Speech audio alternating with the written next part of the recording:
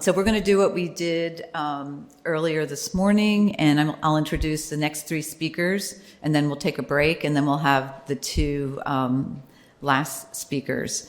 So first, Dieter Liesen is a partner at 51N4E in Brussels, and he works more on the urban planning and design side of the firm. He's a longtime colleague, and thrilled that he actually was in New York in April, and we presented our book that many people here have contributed to called Hybrid Factory, Hybrid City.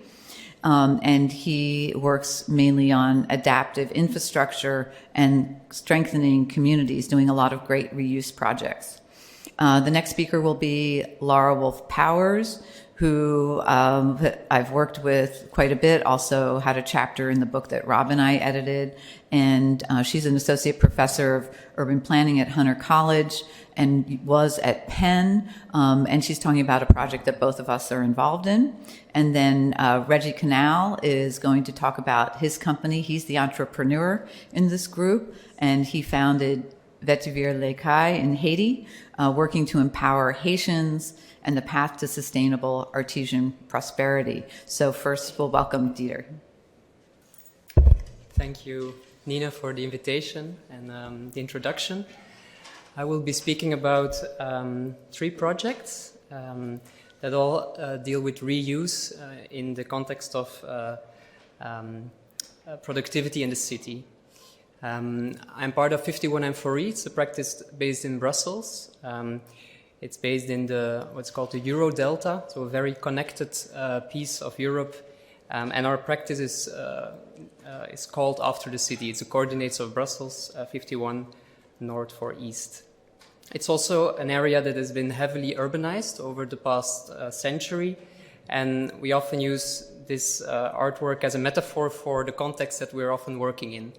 It's called Landscape of My Personal Belongings. And it's been a collection of objects, of structures, of buildings. It's almost full. And we see as our purpose as architects, rather than to add new objects to this, the job is to relate and to connect. This is our group. We're about 60 people, architects, designers, landscape architects, sociologists, working in a multiple structure of studios, having our own expertise. They're called Act, Cast, and Root. And we clustered our programs with a specific purpose, such as adaptive infrastructure, open public structures, which I will be talking about today in the projects. Some examples of the work we do is working on large-scale infrastructure, such as this viaduct in Ghent, always in dialogue with communities, such as the capping of the ring road in Antwerp, building mock-ups to test new transformations, and also real architecture additions, in this case to an existing factory, the Buddha factory in Kortrijk, which has been turned into a fab lab and a multi-purpose space. We're also increasingly busy with the repurposing of office towers, here in this case the Zin project, of which there is also a book outside of the space. If you're interested, it's being transformed into a mixed-use hybrid development. These are 5 points I would like to contribute to the conference today, and I will start with the case for reuse from a carbon logic. It's more of an introduction. It's not a project that deals necessarily with manufacturing. It's a project where we as a practice collaborate with a developer who bought 22 buildings in different cities all over Belgium. They're not very sexy buildings. They're rather banal buildings that maybe 10 years ago would be disregarded, demolished, and turned into new development schemes, but where we make the point of keeping them and investigating their capacity to be reused. this graph shows the annual demolishment and new build in Belgium, where you can see that a lot of the non-residential demolishment is happening and also being rebuilt. There is a lot of new houses being built, also because of demographic growth, but a lot of office buildings, industrial buildings, commercial buildings are being demolished while also being rebuilt. So here we make a point that if we think about the carbon, the embodied carbon of these buildings, we could actually repurpose these infrastructures. And here is a case where we compare keeping a building. So there's the first chart, keeping a building as it is, often badly insulated, with a large operational carbon over the period of 50 years. Turning it, doing a minor renovation, the second graph, which actually implies the installment of a heat pump, so turning the energy model, changing the energy model, and then the comparison between a renovation, so adding new materials, which has embodied carbon or upfront carbon in the equation, or a new build, which has a larger amount of upfront carbon. This graph shows the same two scenarios on the right hand of this graph, looking at it over a period of 50 years again, and calculating the global warmth impact.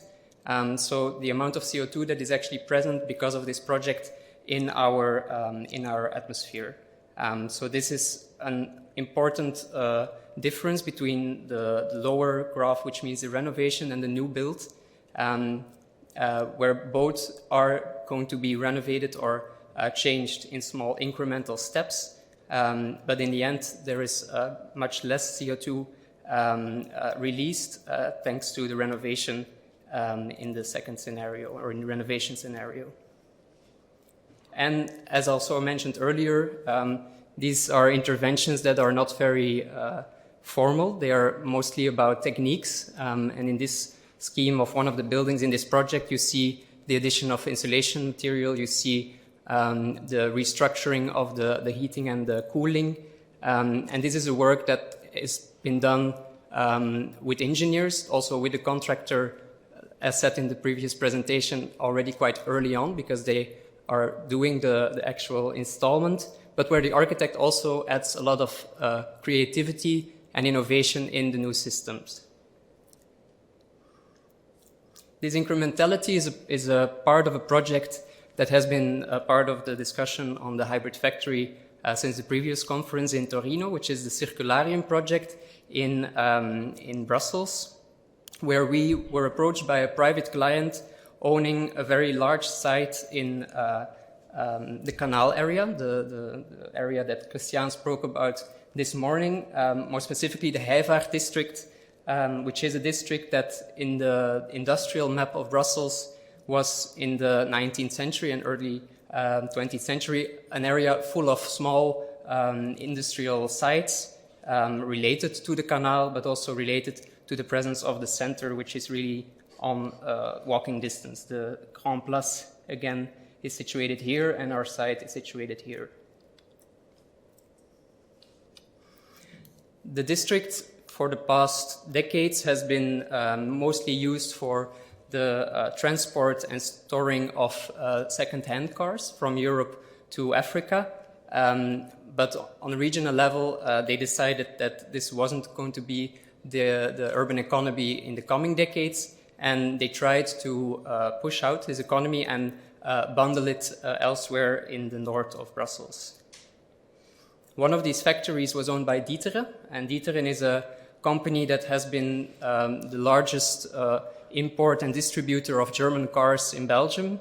It's not a vertical factory, it's a very horizontal factory and deep one, but it was innovative in the way how this site actually operated a bit like a machine. So people arrived, their cars driving into the garages, the call center, all sorts of quite, in that time, innovative technologies were used to make it into a well-operating machine that put the customer and the car first.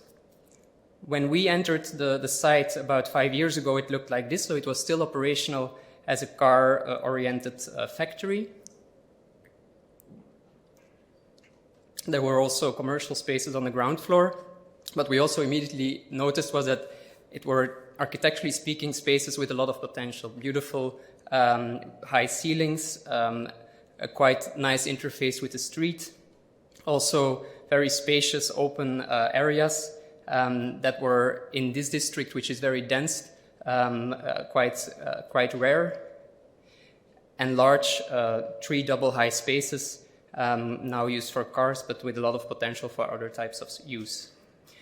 We were asked to make a master plan to transform the site into another spatial scheme, but throughout the way we actually noticed that it was too early for a master plan, both for the owners, because they didn't have any program. Their business was transforming, was changing, but they didn't know what their next business model was going to be, as well as for the region and the policymakers who were implementing a spatial plan for the area that was still also in the far future. So what we discussed with these actors was an incremental programming starting from a temporal occupation in which certain players could grow, could develop their business, and could potentially stay in the future scheme and be complemented with other uses, such as residential or public facilities.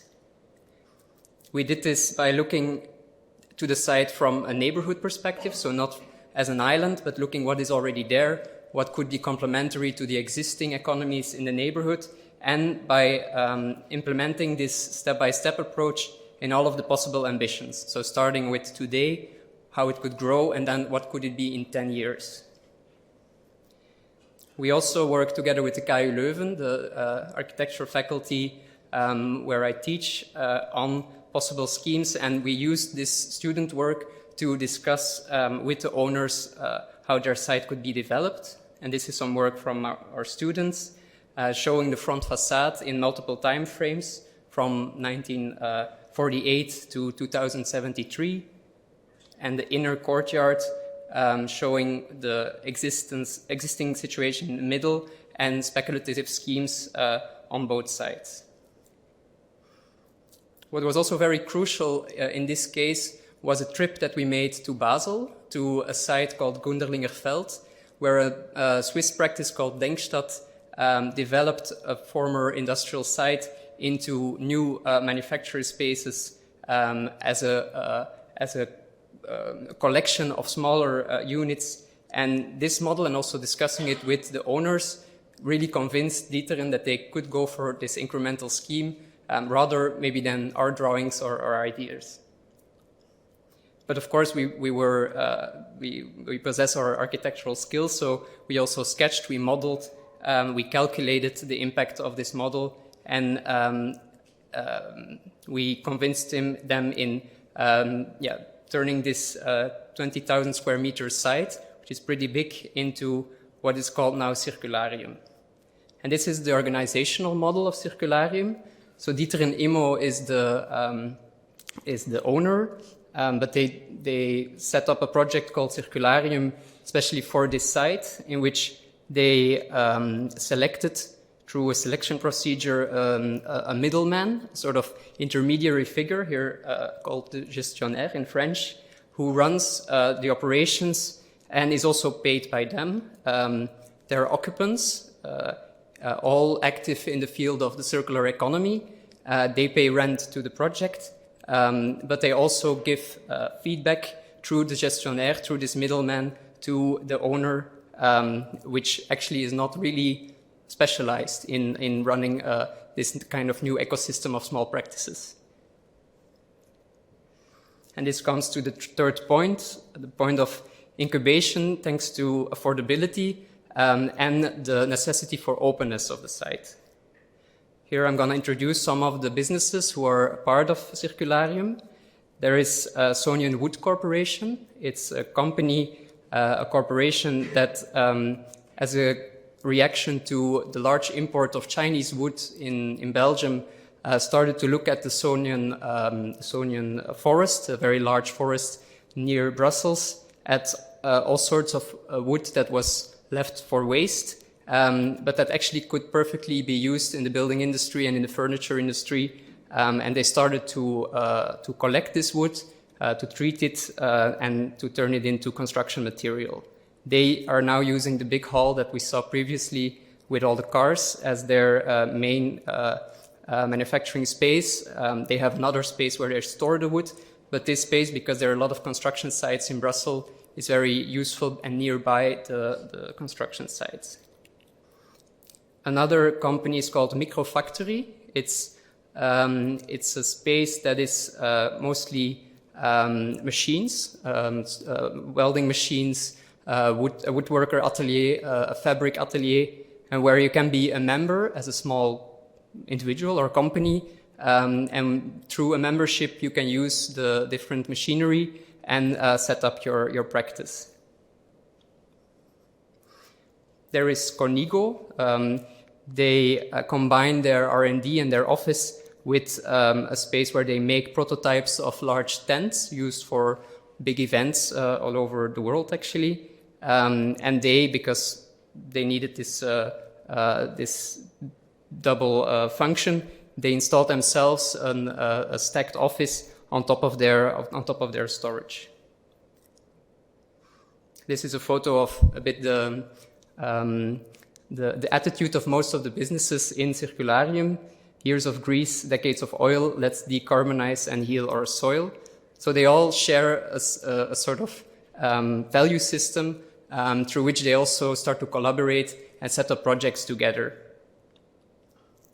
Apart from the more, let's say, startup and economic angle of Circularium, there is also the front spaces that are very near to the fabric of the Heivaart district, which is a very diverse, rather poor area, where the project set up a collaboration with the gemeente, the municipality, to make a free shop, so a gratis winkel, where people can bring their stuff, and every day also get one free object. And this also sets up another chain of another type of waste chain that also provides jobs in this local context. There's also the courtyard, who has been opened and partially desealed. And on the backside, there is also a project around housing. It's called the Woonbox, so the living box. It's a subsidized project to help people who are currently homeless into social housing schemes. This is a modular unit that's being tested in all kinds of parts of Brussels, and here, very near to the Heivaart Street, the back street of Circularium installed. And here you see again the view from the third floor, the open courtyard, so a place that is actually always accessible for kids to come and play, but it's also a logistic space. So there's also the entrance to the atelier that has been more green throughout the years of temporal occupation, and in the back, the Woonbox and the different ateliers. The fourth point, I want to stress that, of course, sometimes we need to add new structures, we need to add new square meters as well. And here I'm going to explain Recipark, a project that we did for the Brussels region together with Rotor. It's very near to the previous project. You can see the canal again and Circularium to the right. It's a triangular site next to the railway and the canal that looked like this, a storage, and where we were asked to make a recycling plant, where we proposed to do it, to make a combination between the workspace where people treat the materials that arrive and also a space where people bring their materials. to reuse existing structures and to make it into a hybrid site with a public component. Here you see a section of this building, so the railway, the recycling plant, as well as a skate park that is open for the community and linked to a very important bike path and mobility access alongside the canal. Through the leveling of the spaces, the safety is provided between the more logistic recycling functions and the public functions, all capped by a wooden structure where we had the ambition, and we worked together with Rotor to reuse an existing structure. And this one came from an old farm near Liège, where this structure was being empty for a long time, and we modeled the possibility of reusing it in the Brussels context.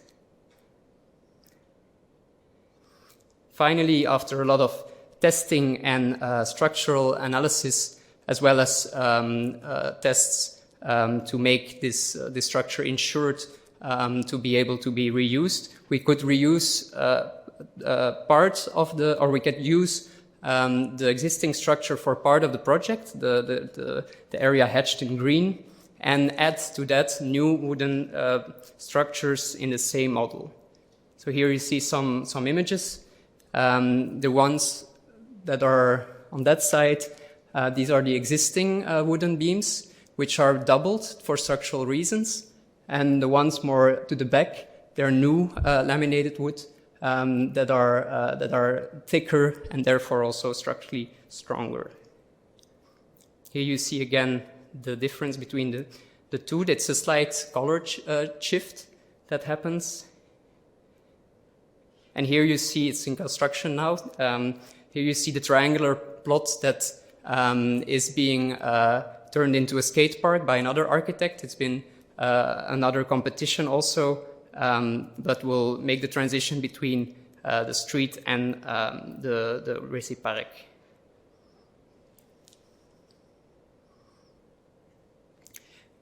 This reuse, even though it's a rather small project, showed a complexity of actors that had to be involved in order to make it work, both on the client side as well as on our side, working together with Rotor, as well, and most specifically on the fact that we had to get this structure insured so that it was safe and could stand for decades. And that's where we are learning or relearning our role as architect in this more circular approach. And we actually are, I think, in a sort of transformation of the practice, starting from the carbon reflex that I introduced in the beginning to the very practical implementation of it in this project. And we do this in our own practice by renovating our own space, which is located in the north of Brussels. So we move up north via the canal to the northern quarter, in which North Station is located, and where we are renovating and actually learning the process of reusing materials as we renovate our own space. So we're transforming a former train museum into offices, space for projects and the production of projects with associations from the neighborhood, as well as a sort of library space on the mezzanine. So here are some images. And why I show this is in this process of renovating the space, we're mining the different materials that we can find in other buildings, these banal buildings that we saw in the beginning, such as heating installations, and we're installing them in our own space, learning how to draw, how to model with products that are not on the market anymore, but that are being taken out of buildings from 40, 50 years ago, ventilation shafts that need to be taken out, cleaned, and assembled as well as electrical chains. And in that way, we as a practice are learning new skills by building our own practice next to the trains of the Brussels North station, to which you're all, if you are in Brussels, if you're passing by, you're very welcome. We hope to open this end of this month. This is the end of my lecture. Thank you.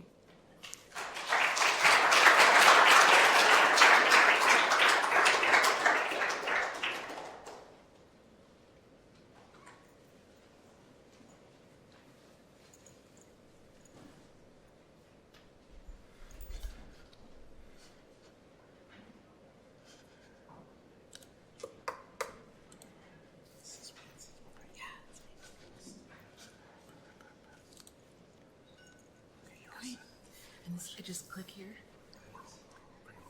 Okay. And is there, can people see the cursor on the screen or not? I just, okay, all right, that's fine. Okay. Hi, good afternoon. As Nina said, I'm Laura Wolf Powers, and I'm a professor at Hunter College, which is part of the City University of New York. I also want to mention that I'm especially delighted to be here because this is the J. Irwin Miller Symposium, and I knew J. Irwin Miller as a child. I lived in Columbus, Indiana, where my father worked for Cummins Engine Company, which is headquartered there. So to me, a firehouse designed by Robert Venturi was really nothing special at all, but I realized later that it is. Anyway, what I'm here to talk about today is a concept proposal, and you see the first page of it by Bagji Architects. Nandini Bagji is a professor at the City College of New York City, and she was a partner with an organization called the Western Queens Community Land Trust. Nina and I are both part of the steering committee of the Land Trust. And the proposal concerns this building here. It's on Vernon Boulevard in Long Island City, Queens. It's a 561,000 square foot industrial building that was constructed in 1948 by the Works Progress Administration as a warehouse facility for New York City. It's currently assigned, this building, to the Department of Education, which uses it, or uses about 30% of it, for office space, storage, workshops. They do things like repair fixtures and furniture from school buildings all around the city. And they also use it for the distribution of dry food to schools in all 5 boroughs. And so that deco writing, I don't know how you can see it, but that deco writing above the door in the photo says New York City Department of Education, Bureau of Supplies. The building has 6 stories and a basement. It's made of a reinforced concrete frame and slab, and it has 22-foot bays on 2 sides. The ceilings are about 15 feet, and it has 8-foot high windows along the entire perimeter. It's located in a manufacturing zone, and it serves as an important resource for the Department of Education, but by our estimation, it could continue to play that role while also sharing the space with an entity such as a community land trust or some other mission-driven developer that stewards portions of the building and rents space to community-serving tenants, including small manufacturers. So if you look at the photo on that side, you can maybe get a couple of clues into the context, the neighborhood context of this building, because you can see the Manhattan skyline on that side and the Queensboro Bridge on the other side. So this is a sort of zooming out, the concept, the context for the building. And this was also an image created by Bagji Architects for the feasibility study. But there are several features of the neighborhood that I want to point to right here. First, it is a manufacturing district that over the last 25 years has increasingly become populated with new commercial and residential development, mainly market rate residential. So up at the top is the Court Square, Queensboro Plaza, which was rezoned in 2001 primarily for high-density commercial, but it's seen a lot more residential development. At the bottom right is Queens West, which is 5,000 residential units with some parks and some schools. and a new library co-developed by the Empire State Development Corporation, the Port Authority, and the New York City Economic Development Corporation on land acquired via eminent domain. So this was a very not an unused industrial waterfront. It had been part of the port infrastructure of the city, but gradually the users of that port infrastructure had ceased to operate. However, this is still a very industrial neighborhood, and there are, as Brian Coleman alluded to, there is still demand for industrial production space, and manufacturers have a hard time finding it because there are a lot of signs and signals that this territory is about to be transformed or is transformable into sort of high-end office space or even residential space. So there was a study that was conducted by a local business development organization a few years ago, and the businesses who responded to the survey affirmed that they couldn't afford rent that exceeded $25 a square foot. So many property owners are deciding to shift space to commercial uses and hotels, both of which produce much more than $25 a square foot in rent. So you've seen the manufacturing square footage in this area decline over time. So that's the first thing I wanted to point out. The second thing is that the area represents kind of a connector between these kind of market rate towers on the waterfront and the Queensbridge houses, which is up there in the corner, and on the F train, which is the largest public housing development in the country. It's home to over 7,000 people. And the third thing is that this building at 44th Drive and Vernon Boulevard is part of a cluster of sites on and near the waterfront that is publicly owned. So the building itself is owned by the DOE. There's also a state transportation facility across the street and a New York City Department of Transportation facility across the street. So you have this kind of concentration of public land, and it's been, there's a lot of different ideas about how that public land could be put to higher and better use. One of them, and this was really the start of the Western Queens Community Land Trust, was that in 2018, the city and state announced that they had a plan to deed a lot of this public land to Amazon for its HQ2 site. And there were a lot of reasons why community groups in Western Queens opposed the Amazon plan, but one of the big ones was that they were averse to the idea that the city and the state, especially after they had already facilitated a bunch of luxury development elsewhere in the neighborhood, might take public property and turn it over, accompanied by enormous subsidy, to a company that had shown very little interest in behaving as a good corporate citizen or treating workers decently, or placing any kind of value on independently owned businesses. So there was a lot of pushback against the Amazon deal, and in February 2019, it fell apart. Amazon said it was not going to locate its HQ2 in New York after all. And this was a welcome piece of news for the grassroots coalition of artists and small business owners and neighborhood groups that had fought the deal. But they determined that they didn't want to spend all their time and energy opposing things.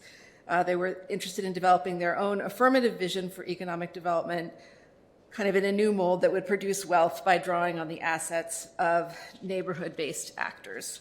And that is how the early members of the Western Queens Community Land Trust came to the idea that the building at 44th Drive and Vernon Boulevard could become a people-centered hub tailored for small manufacturing enterprises, working artists, and the provision of community care, including workforce training, food and nutrition services, and other family-centered programs. So I think, let's see, we started in 2019, in the summer of 2019, and we had our launch event, that's where the yellow butterfly is, in a community room at the Queensbridge houses in the end of January 2020, and then life promptly changed very dramatically, and we had to do a lot more things from our apartments rather than in person, but we kept going and we kept meeting on Zoom, and in early 2021, we received a small grant that enabled us to hire Nandini Bagji and her team to conduct a feasibility study of the building that we were interested in. So we did a lot of meetings with different constituencies who saw themselves as potential tenants of the building, and you'll see actually some people from the Greenpoint Manufacturing and Design Center in these Zoom screens. We also met with the NYCHA residents, with artists and arts organizations, and with some folks from the Street Vendor Project, which is a membership organization consisting of over 2,000 New York City street vendors. So our architect, in addition to doing a lot of drawings and renderings, also made a model of the building that you could actually take apart floor by floor to see what the proposed programming was on the different floors. And we took it to festivals all over Western Queens. And we've done that over the last couple of years. It's a great conversation starter. You can also, sometimes we also bring sort of engagement tools that people can take a drawing of the floor plate of the building and talk about what they might like to see there. And so that was how we solicited input. And so the remaining slides in the presentation are all from the final published feasibility study for this building, which is called the Queensboro People's Space. And we released this concept at a street festival in May of 2022. And so you see the front cover here, and it's this section drawing highlighting the different uses in different colors: green for food-related uses, red for arts, pink for education and care-related, and blue for manufacturing on the 4th and the 5th floors. The current uses of the building, which look a lot like some of the things that you saw in the Navy Yard buildings that Lindsay showed us earlier, are so. And we had a chance to take a tour of this building once with a local politician, and also Nandini pulled a lot of drawings from the Department of Buildings archives and had a conversation with the property manager. So we managed to kind of piece together, what the current uses of the building are like. There's a lot of storage, and you can see some of the older furniture that's stored there and gets repaired there. The conclusion was that a lot of these uses could be consolidated and the space could be used more efficiently, and because after all, we are talking about over 500,000 square feet. So the question was, first of all, what was it going to be possible to try and enter into a discussion or a partnership with the Department of Education about reconfiguring the space, and also then who would be there. So there were a lot of conversations with the street vendors about what kind of space they might be able to use to store their carts and to prepare food. And we had these engagement with other different constituencies. And as you can see here, the report sort of has a color scheme that identifies different places on the floor plan with different uses. So blue for manufacturing uses, green for food-related, red for arts, and pink or purple for education and care. And the idea with this is that this would be a kind of multi-use space, and because it's very early on in the conceptualization stage, there would need to be a lot more attention paid to things like ventilation systems and noise abatement and things that would enable all of these different uses to coexist. So this image shows what proportion of the building is dedicated to each type of use under our proposal. And as you can see, 30% of the space under the plan is still dedicated to Department of Education uses. There's also some detailed floor plans for each floor, and I'm just going to go through these quickly. Whoops. The first floor has a cart storage area and a commissary kitchen, as well as a grocery store run by a local food co-op and a cafe. On the second floor, there's more of the food market and cafe, plus a daycare center, a theater, and some dance studios, as well as Department of Education workshops, offices, and storage. On the third floor, music studios, spaces for fine artists, and a film archive, as well as more Department of Education space.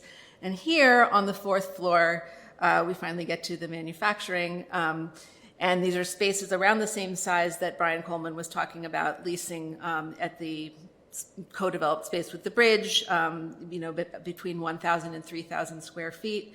And I do want to emphasize again that, Brian's comment that they had to build a separate ventilation system and some vibration isolation and so forth. This would definitely be something that would have to come into play here, since you're talking about these light industrial uses, over education and arts uses on the lower floors.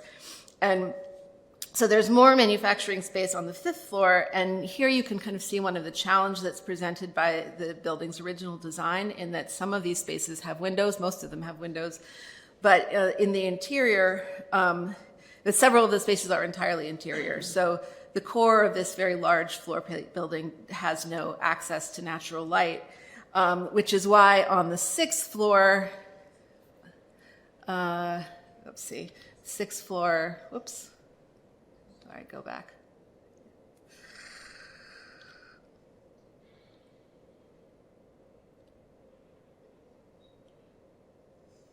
There we go. Where uses are again proposed to be primarily educational. Nandini, our architect, had the idea of putting in 2 large courtyard spaces that are covered by skylights that would be taking natural light in from the roof. So that would provide some light for the uses on the 5th floor. And the conception of the roof itself is of a garden or a farm, and we've talked to a number of different potential partners who might want to work with us on this. It could be linked to the educational uses in the building, kids doing gardening, and also maybe to some of the food uses, like perhaps food grown on the roof could be sold in the food co-op or served in the cafe. So, and this is just a more schematic drawing of the roof showing the mechanical systems and so forth. So part of the case that we wanted to make is that this place could be an employment center. And based on conversations with people at GMDC and others, we estimated that the manufacturing spaces planned for the 4th and 5th floors could probably accommodate about 200 jobs. And there are estimates here for each of the other sectors as well. And then this last image represents the different communities who could reap economic and cultural benefits from this project, because in fact we are the Western Queens Community Land Trust, and we represent a lot of, not only Long Island City, but also Astoria, Ravenswood, Woodside, and even as far east as Flushing. So, to end the presentation, I just wanted to show a couple of images of what we've been doing to advocate with the city and persuade elected officials and members of mayoral administrations, both the de Blasio administration and now the Adams administration, that this would be a good use of this building and that there's broad popular political support for it. So in addition to this behind-the-scenes political maneuvering, we've also shown up a lot at the building, and that's been one of the most exciting things about it for me. I wanted to particularly highlight LaShawn Marston, who's at the top right in the photo next to the person with the guitar. Last March, he did a camp out in front of the building for 2 weeks in that green tent, and also a hunger strike, and he got a lot of press for that. He's very, very passionate about what this building could mean for his community, which is really the Queensbridge houses. Other members of the group came out to support him and bring him juice and things like that. And then kind of echoing that, in the summertime, we had a couple of potluck dinner events outside the building where people shared food and talked and socialized, and just demonstrated that there is strong demand to see this public building developed in a way that reflects the deep commitment that LaShawn, Sugar Ray, Marston, and many others have to using public infrastructure as a base for neighborhood improvement and job creation. So thank you very much, and you can learn more at our website.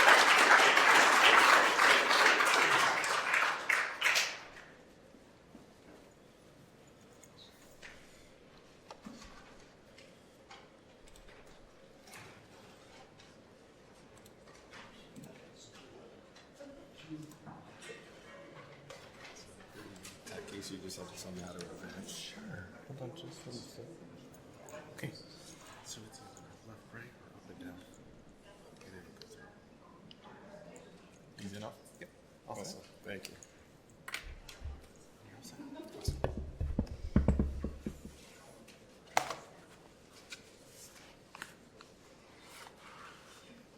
Okay, awesome. Thank you. First of all, we have to say thank you to Nina for this great invitation, and thank you for Yale Architecture for the also invitation. So my name is Reginald Canal, and so before I get started, I'll sort of, how do I get here? What's my background? So before I get started, there's two logos on here. I just want to tell you a little about the logos first. So both logos were done by a Haitian graphic designer that I worked with. So the V on the left, so I'll tell you a little about vetiver. So the V for us represents sort of the leaf of the vetiver and the growth of that. And then this is a new venture I'll talk about called Boutique L'Ecaille, and Creole is the word for boutique. And then that little house here is based on gingerbread houses, right? So I'm obsessed with gingerbread houses. If you know about the sort of the structure of gingerbread houses, after the Haiti earthquake, a lot of the gingerbread houses did not crush.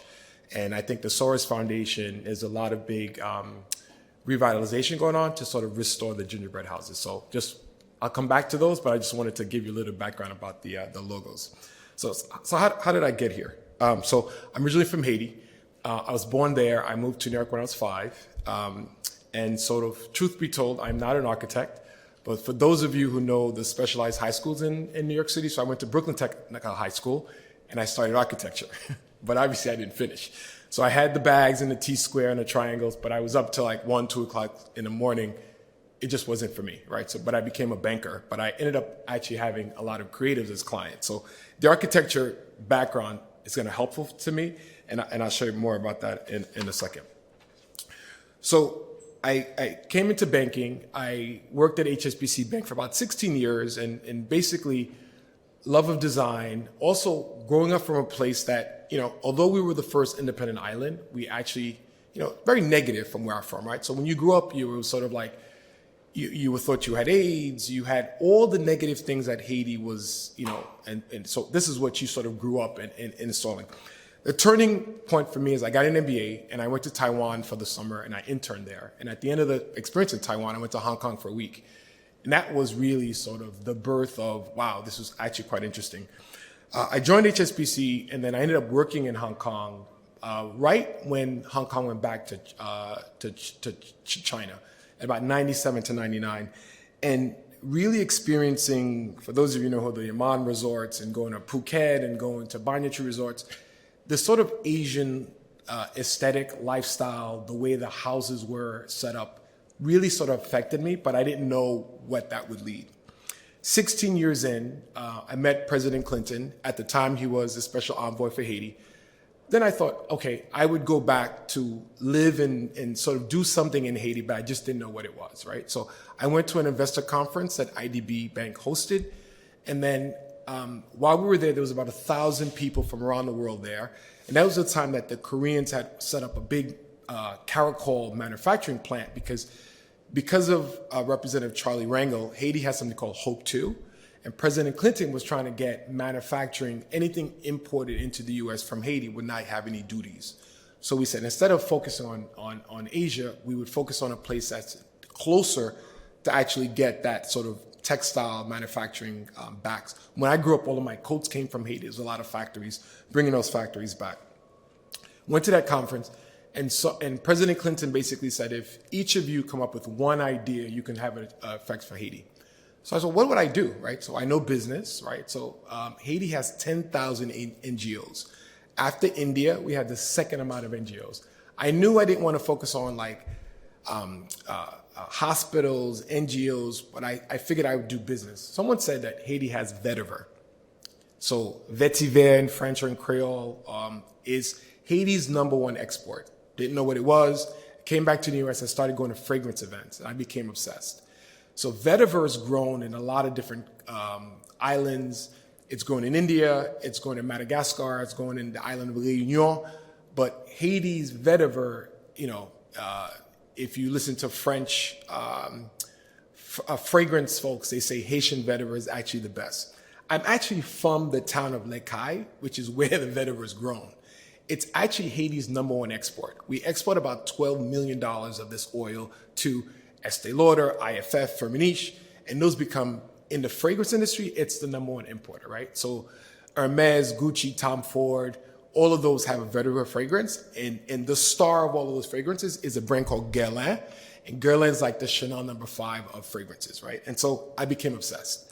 Started going on fragrance events. I said, I would focus on that, and that's where my love affair with vetiver started. So this gentleman here is a farmer. He's been farming for about 60 years, and I was on his land, and that's actually what vetiver looks like. It's a tall grass. It takes 8 months to harvest, and so there are about 4 Haitian families that control sort of the vetiver manufacturing of it, and so they have contracts with farmers, about 1,000 farmers, and they say, if Nina's a farmer, I would say, Nina, I know you need money to put your kids to school. Please do not take this vetiver out of the ground in less than 8 months. But whatever money she needs to pay her rent, education, I would fund her that money, upfront her that money. And then 8 months when it's harvested, I would get the vetiver, I would pay her back. And then the oil is actually at its best, right? And so for us, this is a major opportunity. These are some vetiver fields. It looks, they harvest it, they take it to a distiller, and they make an oil, right? And then that oil is what is sent to the fragrance houses. But no Haitian American has actually ever built a brand around it. So I became obsessed about, okay, I would start something, didn't quite know what it was. I like Barbara Cochran says something like, instead of spending all the time for things to be perfect, just put something out there and the universe will tell you left or right which way to go. Then I was raised by a single mother, so I had a group of women in Haiti to start making soap bars for us. So these are soap bars that I made in the beginning. I got the nickname of sort of Mr. Haiti. I became obsessed with all things vetiver. And Carnival Cruise Lines heard about me. They did a video on me. Then I started doing pop-ups in West Elm, the Hamptons, Salamander Resort in Virginia. I just started sort of selling these things at various pop-ups. But these women were doing great jobs. And these vetiver bars were, we had vetiver roots in them, so it became almost like an exfoliant. What I would also do is a little show and tell here. Those of you who've not smelled vetiver, I'm going to pass this around. I've tried so many different combinations of vetiver, but vetiver lime seems to be the best combination. So I'll pass this around. I just need this back. This is our travel candle. So I'll tell you about my wine in a second, but I'll pass this around so you can smell it.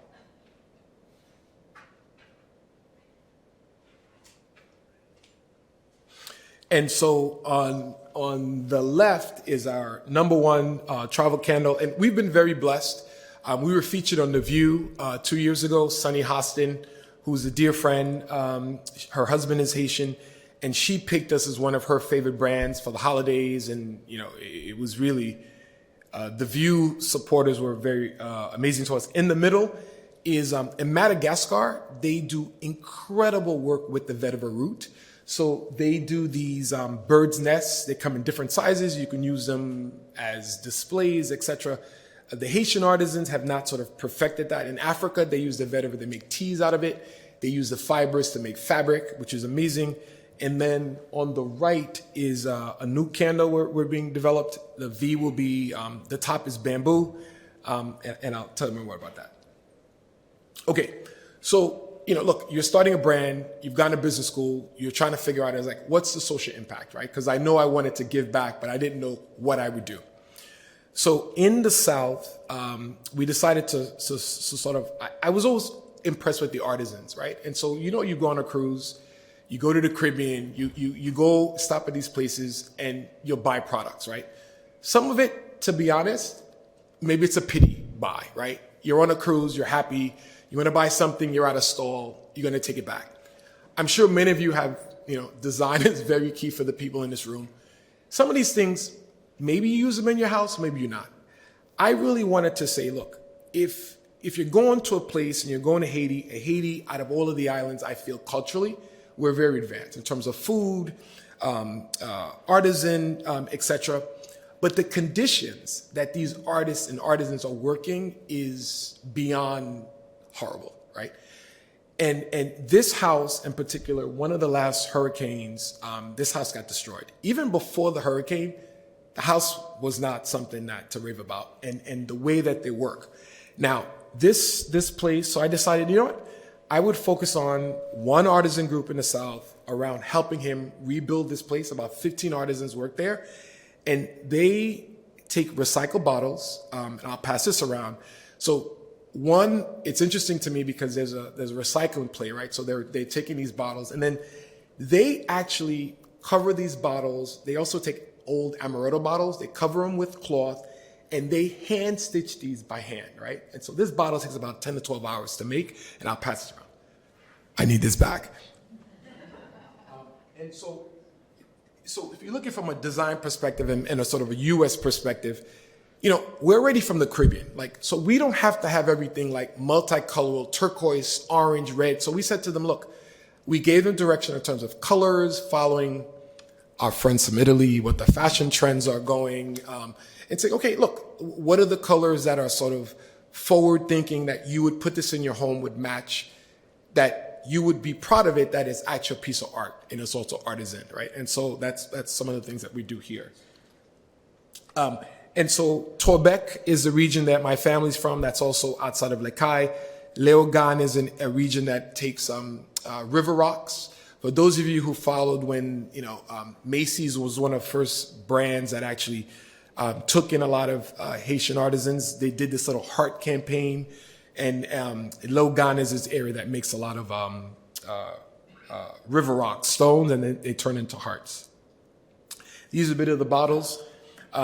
This is actually an amaretto bottle that we've actually given them some direction, and this is a process of them actually working on the bottle.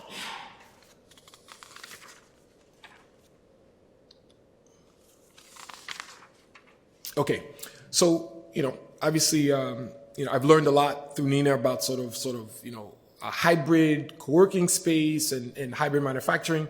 And so I was recently in Haiti last week. So on the Vetiver Lekai side, you know, look, it's been, what do you manufacture in Haiti? What do you manufacture here? Because obviously you want to mitigate your risk. You want to mitigate political risk about sort of, you know, what do you do? So we've made some stuff in Haiti. Our candles are made in New Jersey. So we're excited to announce that in New Jersey, we're going to develop a showroom, which is Boutique Lekai, right? And so I ran a retail store before. When I came back from Hong Kong, but I was also in banking, I ran a home furnishing store I started called Scion Living. And Scion was the region of Bali that I totally fell in love with. For those of you who know Bali, in the Ubud area, which meant peaceful living. So the experience of running a retail store for 3 years, I know the difficulty of relying on foot traffic and relying on people come in, what's new? Well, you didn't buy what was here last week, and all of a sudden you want to know, like, what's the new collection? And so this time around of sort of developing a showroom, it's a space where we can, one, showcase our products, two, showcase 5 or 6 artisan communities that we know that they do not have a market outside of Haiti. Because a lot of tourists are not flying there, we wanted to find a place that we can actually show and then work with designers, buyers, people who have hotels to say, come and see what we have. We can't do the volumes, right? Because West Elm, Anthropology, a lot of those brands have been very supportive for Haiti. What we learned is we can't do the volumes. I was very fortunate. One of my mentors was the chairman of the board of Bed Bath & Beyond. For those of you who know the store One Kings Lane, I got an order from One Kings Lane. I was very excited. One Kings Lane had a store in Soho. They had a store in the Hamptons. And then Bed Bath sold One Kings Lane, right? And we were very excited because we met with the CMO of Bed Bath & Beyond, and he was excited because of they didn't really have a social impact for their store and their brand, that we could become that. And then obviously, if you follow the news, you know what's going on with Bed Bath. And one of my mentors, who's the chairman of the board, is no longer with Bed Bath. So we've had some success with retail, but now we're just figuring out the new brand that I'm really obsessed with, and I really love the direction, is Banana Republic. If those of you who follow Restoration Hardware, RH, the woman who's the new president, CEO of Banana Republic comes from RH. And if you look at Banana Republic going into the home space, we are a perfect fit. So if anybody's tied with Banana Republic, let me know. But no, just incredible in terms of design and what's going on. So Boutique Like Kai will be a space, a showroom, where we would show that, and then we can actually work with artisans and say, okay, everything has to be tomorrow. You can place your order, and in 3 months' time, it'll be developed, it'll be handmade, and really focus on that. The other thing that we're very excited about is this Sakapfet Okap. Sakapfet is a Creole word. It's like what is happening. And then Okap is a Creole word for the north of Haiti, Cap Haitian, right? So those of you who follow what's going on in Haiti right now, what you see in the media is not exactly the whole island, right? The north of Haiti is not the chaos of the gangs. I was there last week, and this space will be, we take for granted this concept of co-working space. We just don't have that on the island. This will be the first of its kind in the north.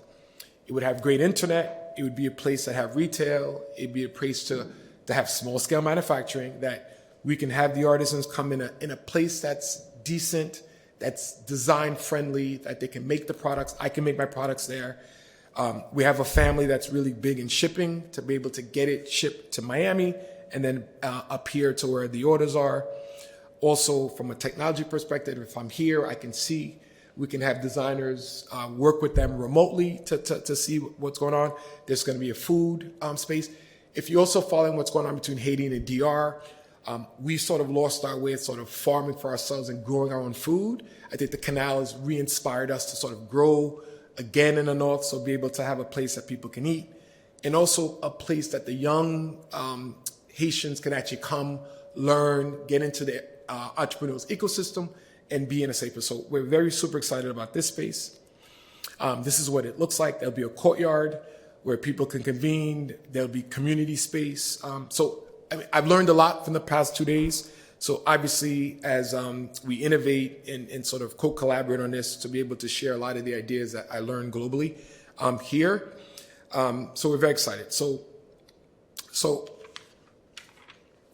where do we go from here? So if we're looking for collaborators, if you have an interest, you have a course, you have design students that are interested in sort of partnering with us and learning more about our brand, learning more about the co-working space, learning more about our showroom. We're open for ideas. We're open for collaborations. Product design is always a challenge. I used to, before the craziness in Port-au-Prince, take small groups of like it was like a trade mission, people to Haiti to experience it. We're doing that back now in the north, and you can always follow us on social media. So thank you, and thank you for listening. And we're really trying to get Haiti on a new path, a new narrative, and one person can make a difference. So I'm here to sort of affect change, and I thank you for listening.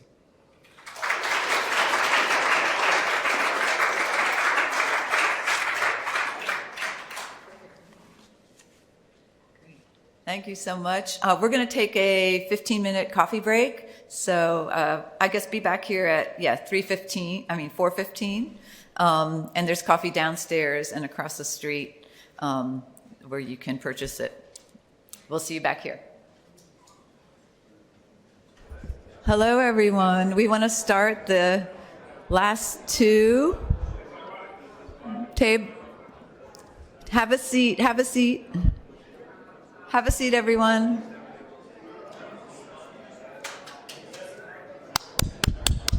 They don't hear me. They don't hear me. Shh. Time to start.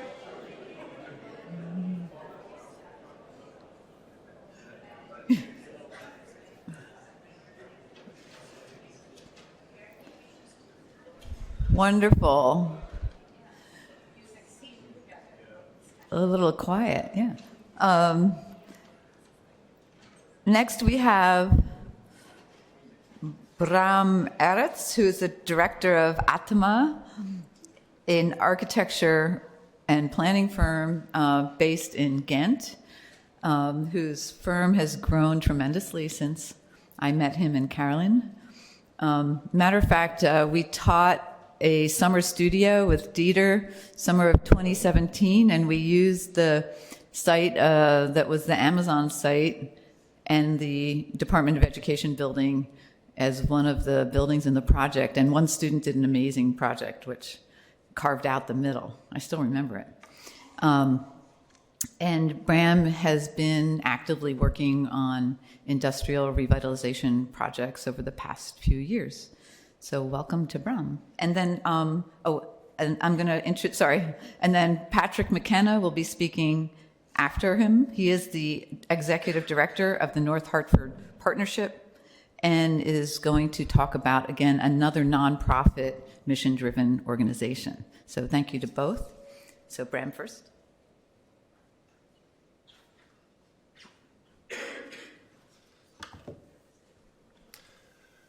Hello. Thank you, Nina, for the introduction, and also thank you for having us here.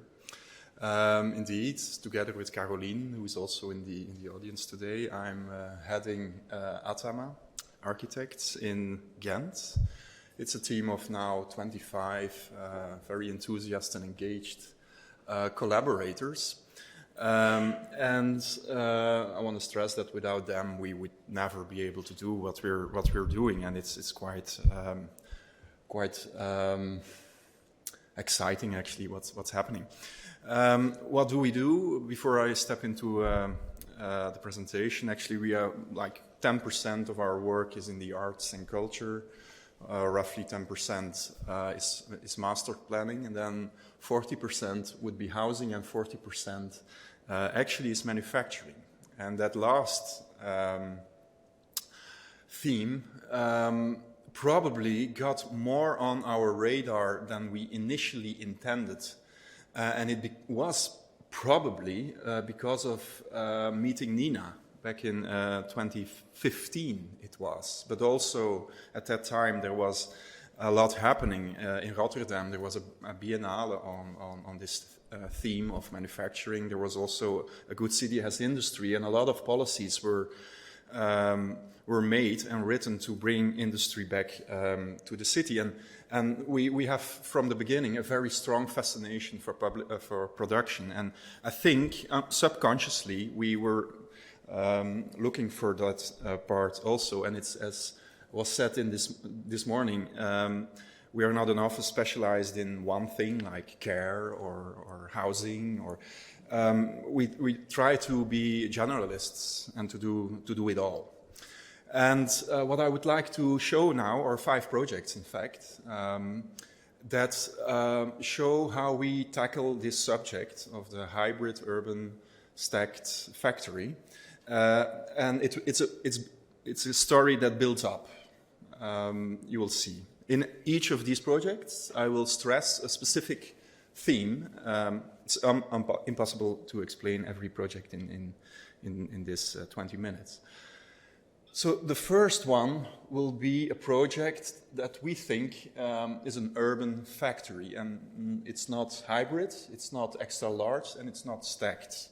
So we will end, I think, with a project, we are doing several now, which are all of them, but we try to build up and show how we, along the road, picked up a lot of knowledge on trying to get this done.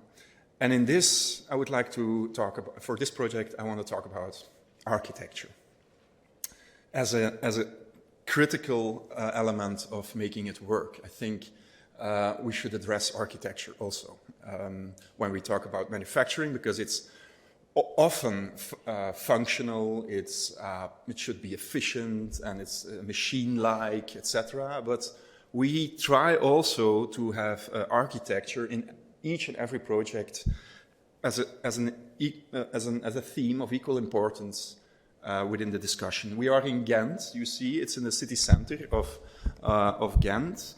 Or not really the historic center, but close to it, I would say. And there was a factory that was old, and they were thinking of finding a green field. But then, in the end, the board decided to give it a chance. They contacted us and they said, could we stay here?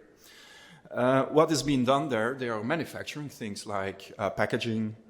They're also doing food packaging and preparing, but also printing. So The people who are employed here, they have some kind of disability, a mental or a physical or a combination, and the state subsidizes this company, Rijhoven, so that they could compensate a slight efficiency loss. It's called a sheltered workshop, now it's called social economy. What did we do? Actually, our job was to rethink the logistics, which is in front. This is a street. Here you have a residential area. And also optimize the internal flows, give them a better kitchen and restaurant, and all that within a dense urban setting. And it's not easy because getting a permit in our country is not so easy. Like appeals are like a national sport, and it's very tough for housing to get a permit. But the factory in keeping a factory there, and they wanted to expand, they want to intensify their production. That's also not easy. And I think architecture played a key role in the fact that we had 0 appeals. We couldn't believe it, that we just, a certain day, there was a permit. And one of the things is that we talked about a house for these people to work and to merge or to let the building blend in with the context in a way, not too much. It should, of course, be a factory still, but, and we specifically worked with the tectonics of architecture, like columns, beams, a roof. In this case, the prefabricated low-cost concrete structure is put on the outside. And you could see that the columns have a distance, the width between the columns is more or less the one of a row house.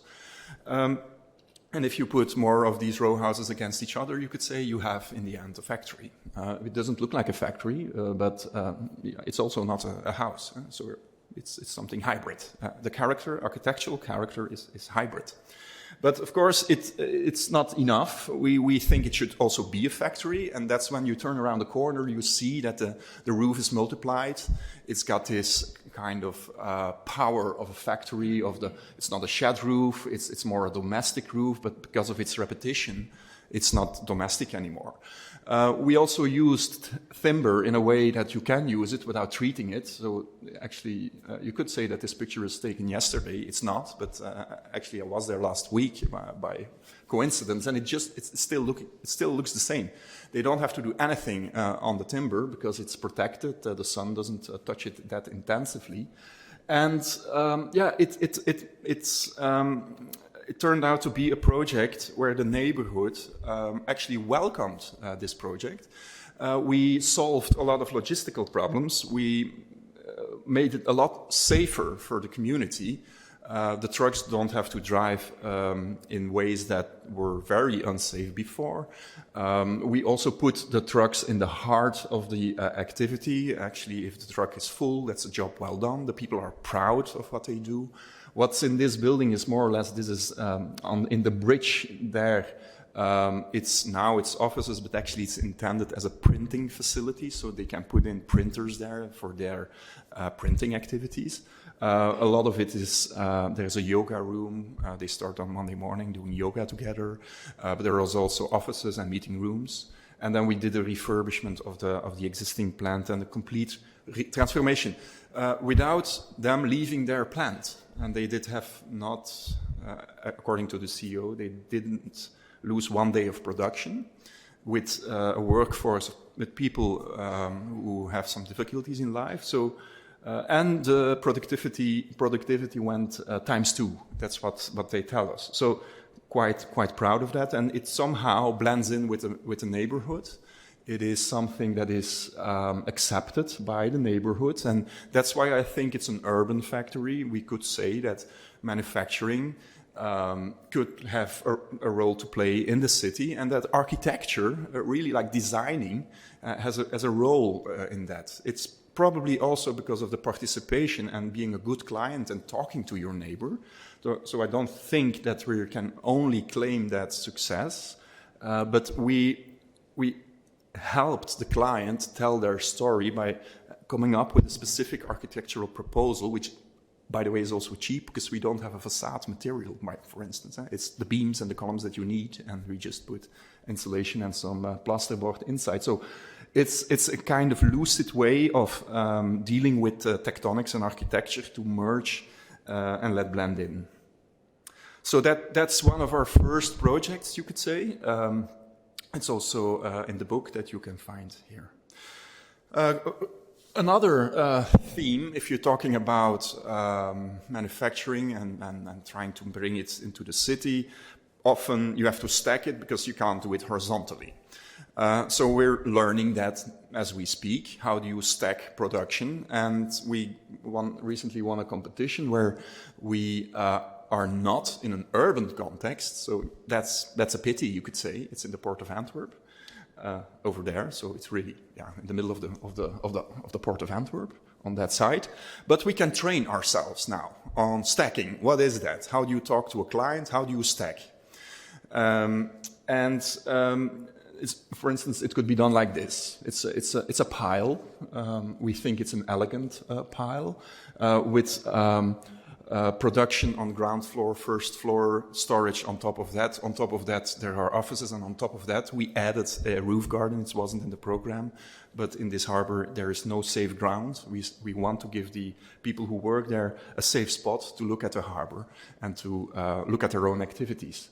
So here we are really intensively learning about what it is, a freight elevator, how you bring goods up and down, how this warehouse management systems work, what it means picking, what is a staging zone, how is the gate working, all of that, the exhausts, what's happening with that, what is the acoustic problem between floor levels, fire regulations, all of that.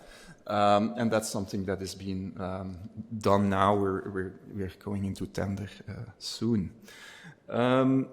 That's a stacked factory. We also had the opportunity, actually it was in parallel with the other one, the one that I just explained. We had the opportunity to also do this on a very large scale. It's in the city of Kortrijk, where the intercommunale, an organization of different cities that work together to think about urban planning and economic activities in the region. They commissioned our team after a contest to design, quite detailed in fact, a very large scale. That's why it's an XL project. I think it's 80,000 square meters of stacked production.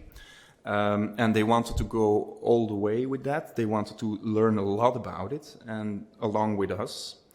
The main reason, there are lots of things why we should stack production, I think, and it's in a greenfield site, as you saw. So it's in that thing, in that red box, of course. This is not urban. It's next to the highway in Kortrijk, a village near Ghent. City near Ghent, and so it's a kind of a test case that we could, where we could learn a lot, and that was the ambition. Safe space, so that we allow for instance, water and nature by not thinking horizontally. This was not just a balloon. We thought of inviting a lot of investors, but also developers, financiers, lawyers, notaries, entrepreneurs. It was in big workshop sessions that we talked to these entrepreneurs. What are your difficulties? How big should your company be? What does it mean to go to +1 for your company? Is it helpful or not? What does it mean to go to +3, 4, 5, 6, 7? So all of that, we tried to collect all of that knowledge, so that we didn't make something like which is not plausible. We wanted to really have a plausible project that could be brought on the market. So a lot of that. So in the end, after a lot of discussions, we came up with this proposal. And in fact, you could say, if you look at this, it's actually a campus model. It's not so spectacular.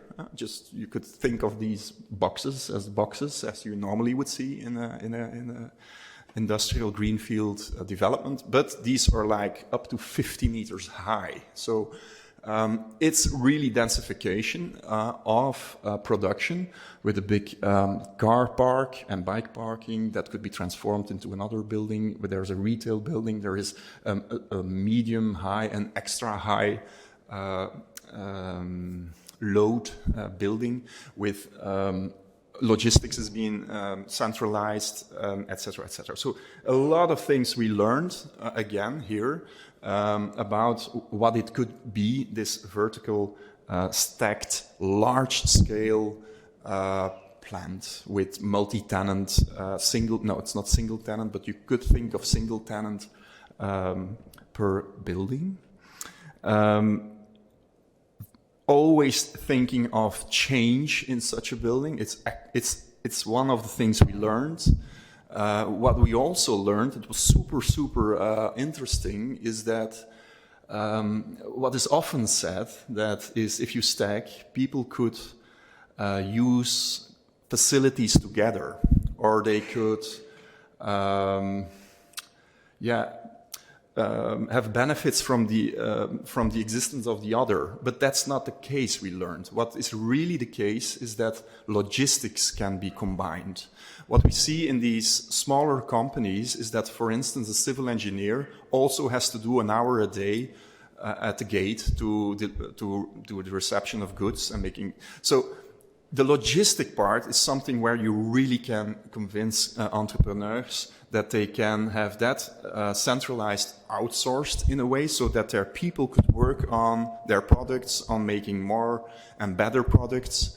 And then they started to be convinced, because a lot of these factories have also confidentiality, privacy, NDAs, and all of that. So sharing is not in their textbook.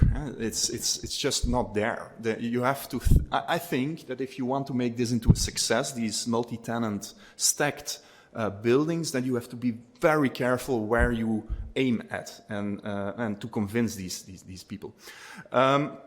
And then we also looked at how you build this thing. Of course, in concrete we could do it. That's the easiest way, but that's not so good for the planet. So together with BC Materials, we invited them in the team. We did and Arcadis. We did a very thorough analysis of loads and what is the tipping point to go from concrete to timber, for instance. And then in the end, we found out that it probably is, and that's something you can see, a hybrid construction. So I really believe in hybrid constructions for stacked production. It's not or concrete or steel or timber. It's probably a combination. We learned a lot about what it means exhausts, what it is centralized ventilation, and all of these technical things that, you know, are really interesting for people who do this, entrepreneurs. Some factory has heat, the other needs cooling, and so the energy exchange, of course, that's actually also quite easy to do. We gathered all of that in a book that was published, and it's a kind of a blueprint that is now sent to all of the cities of the Intercommunale so that they can learn about it. And it's also on the market, so they're now actively looking for developers and investors to build it. Okay, then we add another theme, which is what if we do the XL stacked factory, but then urban? So the previous one was suburban, you could say, or like somewhere on a green field. And this is a competition that, together with Havana, was won this year, just before the summer. It's in Ghent. It's in between the port, which is in the south here. No, it's in the north. It's turned. So at the bottom there is the harbor. The green field you see there is actually really the edge of the harbor and the city. So there are a lot of houses planned. It's Meulenstede, it's a kind of an island next to Ghent. I mean, an island like surrounded by water. But there are a lot of people living there, and there are even more people going to live there in the future. And why is this an urban factory in a way? The city is centralizing all its workshops, ateliers, storage. That is now everywhere a little bit on 60 sites in the city, and they're going to centralize it in 2 or 3 buildings and depots. So that was the job at hand. How do you make this ultra big? It's about 60,000 cubic meters, which is an enormous volume. How do you put that next to a residential development, for instance? And that's where the first project helped us in a way. Some of the ingredients are coming back. So here you see the 1, 2, 3. That's the proposal we made. There's a building with a pitched roof with a lot of cars in it, but also a garage. Then there is a logistical zone where maneuvering can be done. And then there is this very big, 50 meters high, stacked production and storage building, where a lot of things are stored that the city needs, like the chair of St. Nicholas, but also a lot of cabinets for the elections. But there also, if a school is moving to another school, a new building, then they bring all of the furniture into that building, they check it, throw it away, repair it on site, and bring it back to the new school. So it's a very, very big operation for a city as Ghent is. They're doing this very well. This is how it will look like, more or less. You see that there is this portico in front. It's a very long bike storage. It's a 150 meters long bike storage. Bicycle urbanism is extremely important in Ghent. So of the 100 people that come to this site, only 15 are allowed to use a car. So all the others should come by bike or bus. And that's why we think it's important to have a good bike shed at the beginning as a filter between the housing on the other side and the bigger. So it builds up the project, as you see, from 8 meters to 15 to 50. There is an office tower and a storage facility and a rain water tower. So the water is collected and put in a rainwater tower to use to clean everything they have there. This is when you approach it from the city. It is very industrial, of course. Also, we just adopt the industrial architecture, and again, it's a story about architecture for us. And a pitched roof, we found out, it's domestic, but it's also industrial. So you can freely play with it. You can change the pitch, the rhythm, the number of the repetitions, and all of that allows you to mediate and to negotiate between harbor and city. But it's also a machine, so it has to work. It has to, with freight elevators of 9 meters long, that's, I think, longer than the width of this room, that go up 50 meters, with automized systems that allow you to do pickings of screwdrivers, etc. It's all thought through, how it's staged, how it's loaded, unloaded, and all of that. So it's a very intense design process, in fact, big team working on it. So the production will be stacked. It will be on 25 meters up in the air. There is storage, all kinds of storage, also for the art pieces of the city of Ghent, like the big planes of Panamarenko, etc. They will be also there. There are also social spaces, of course, because we really think that it's not a machine, it's people, it's for the people, it's not for the goods that we make this, it's for the people. So there's a big balcony where classes, education could be, schools could be invited to talk about the school, to talk to the children of the school about what it is, logistics. So this is the balcony looking to the neighborhood, but also looking onto the courtyard you saw.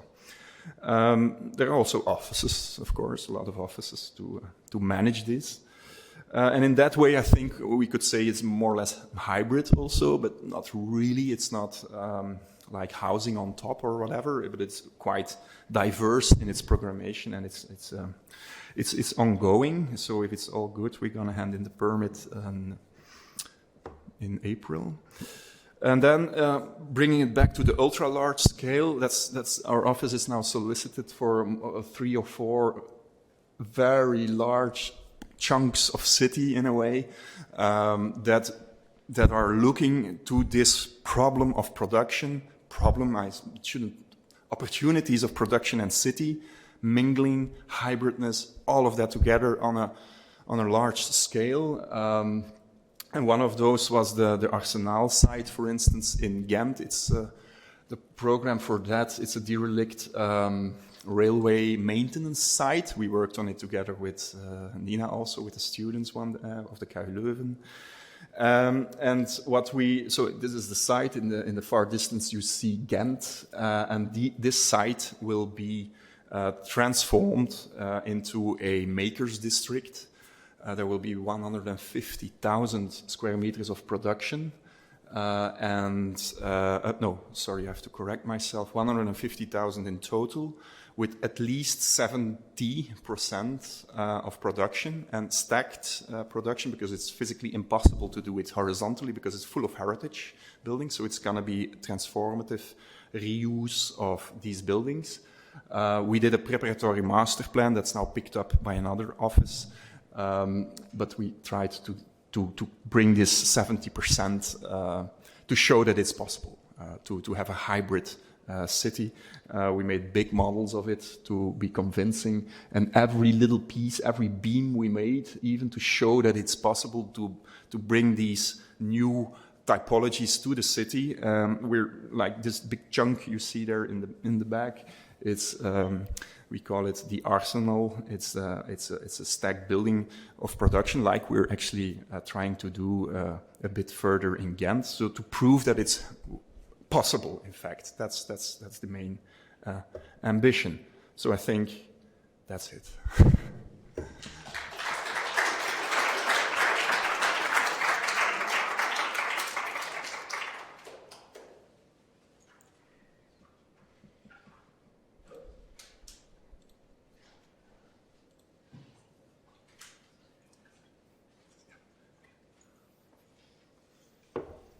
Hey there. Let's hope we save the best for last, eh? So thanks for sticking with me. My name is Patrick McKenna. I work for the North Hartford Partnership, and I'm honoured to be here. Thanks for the invitation, and it's a privilege to be presenting on this same stage as projects that we looked for as examples, like GMDC and the Navy Yard in Brooklyn. So I'm going to tell you about a much smaller project. It's just up the road from here in Hartford, Connecticut. It's adaptive reuse of an old factory building, the Swift factory.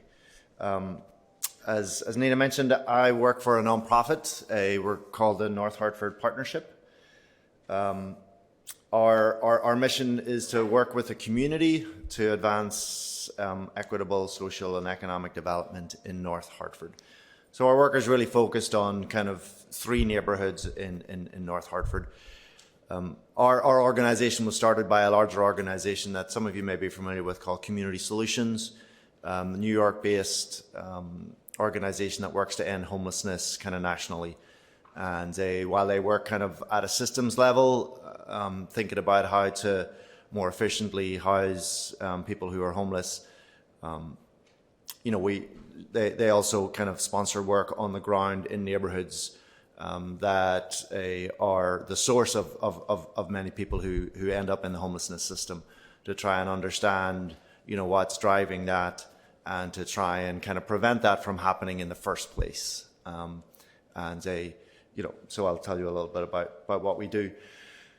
North Hartford, Hartford, Connecticut, once the insurance capital of the world, right alongside the Connecticut River, has a downtown here in the bottom right, capital of Connecticut, the state capital is there. And then the north end, kind of outlined in blue, within walking distance of the neighborhood includes Keeney Park, one of the largest urban parks in New England, designed by Frederick Law Olmsted, who I'm sure you know was the landscape architect for Central Park. Frederick Law Olmsted is actually a Hartford native and is buried in North Hartford. A few years ago, under the Obama administration, North Hartford was designated as a federal promise zone, and that's a designation for communities that have high poverty but high capacity for change. Our organization, the North Hartford Partnership, we own 4 properties in the neighborhood. The Swift factory that I'm going to talk to you about, which is kind of right in the middle there. And then we've recently started to do some housing work, and so these are a couple of apartment buildings that we own. I'll talk a little bit more, but you can see kind of one of the highways, I-84, that kind of is one of the reasons why kind of the North End has been kind of cut off from downtown Hartford.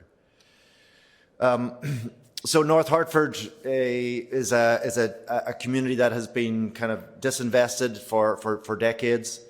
You can see the 2 photos here of what I-84 did. The downtown is on the lower portion.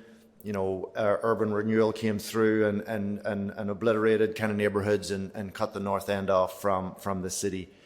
This was also a neighborhood that was redlined, so the Federal Housing Administration designated areas that were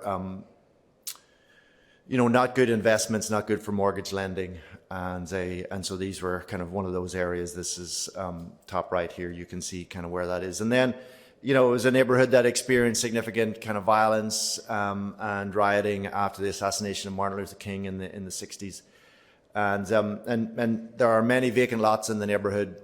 From that time, one of our community members, Steve, was serving in Vietnam at the time that the riots happened, and he said he came home from Vietnam and he couldn't believe that his neighborhood was on fire. It was kind of worse than anything he had seen in Vietnam. And there, as well as all of that, it's experienced significant amount of educational disparities, housing discrimination, and has led to a community that is now 80% a black, 20% Hispanic, and significant economic disadvantages. As well as that, it's also a neighborhood that has significant health disparities, high rates of chronic diseases. The neighborhood, you can see by the kind of the red areas, the people in North Hartford on average live 10 years less than people in the surrounding suburbs. West Hartford is to the left, to the right on your screen. It has 2 Whole Foods. Hartford, about 120,000 people, has 1 supermarket down in the bottom end. And so really a neighborhood and a city that has been disinvested. Hartford was not always like this. It had many manufacturing locations. Was a very prosperous city. Pratt & Whitney started in Hartford. UTC made a lot of bicycles. The Swift factory up in the North End, it was a gold leaf manufacturing facility. It started in 1887. Matthew Swift worked for a gold leaf manufacturer in downtown Hartford, and he decided to start his own business. Moved up to the North End, which was 2 miles away from downtown Hartford. Bought himself a little building, and started M. Swift and Sons Gold Leaf Manufacturing, and became one of the largest gold leaf manufacturers in the world, employing over 300 people in its height, and there's about a dozen state capitals around the country that have Swift Gold on the Capitol Dome. Made everything from a lot of signage was made out of gold back in the day. The Pennsylvania Railroad Company was a big client of theirs. obviously gilding on picture frames, but also the embossed lettering on Bibles and encyclopedias. That used to be made here back in the day. As factories were, and then in the 19th century, this is in a residential neighborhood.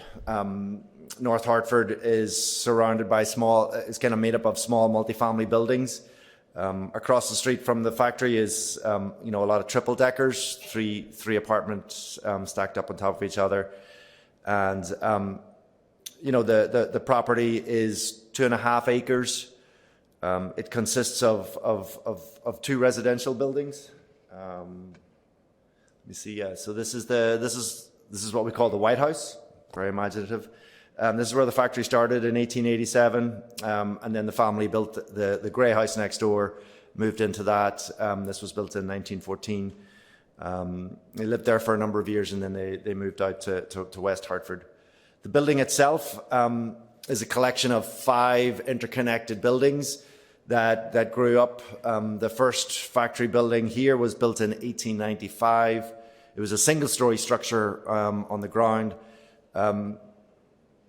For some reason, 5 years later, they stacked it. There was lots of space to move out, but they raised it up and they built the floor underneath it. This pitched roof building here along Love Lane was built in 1903. As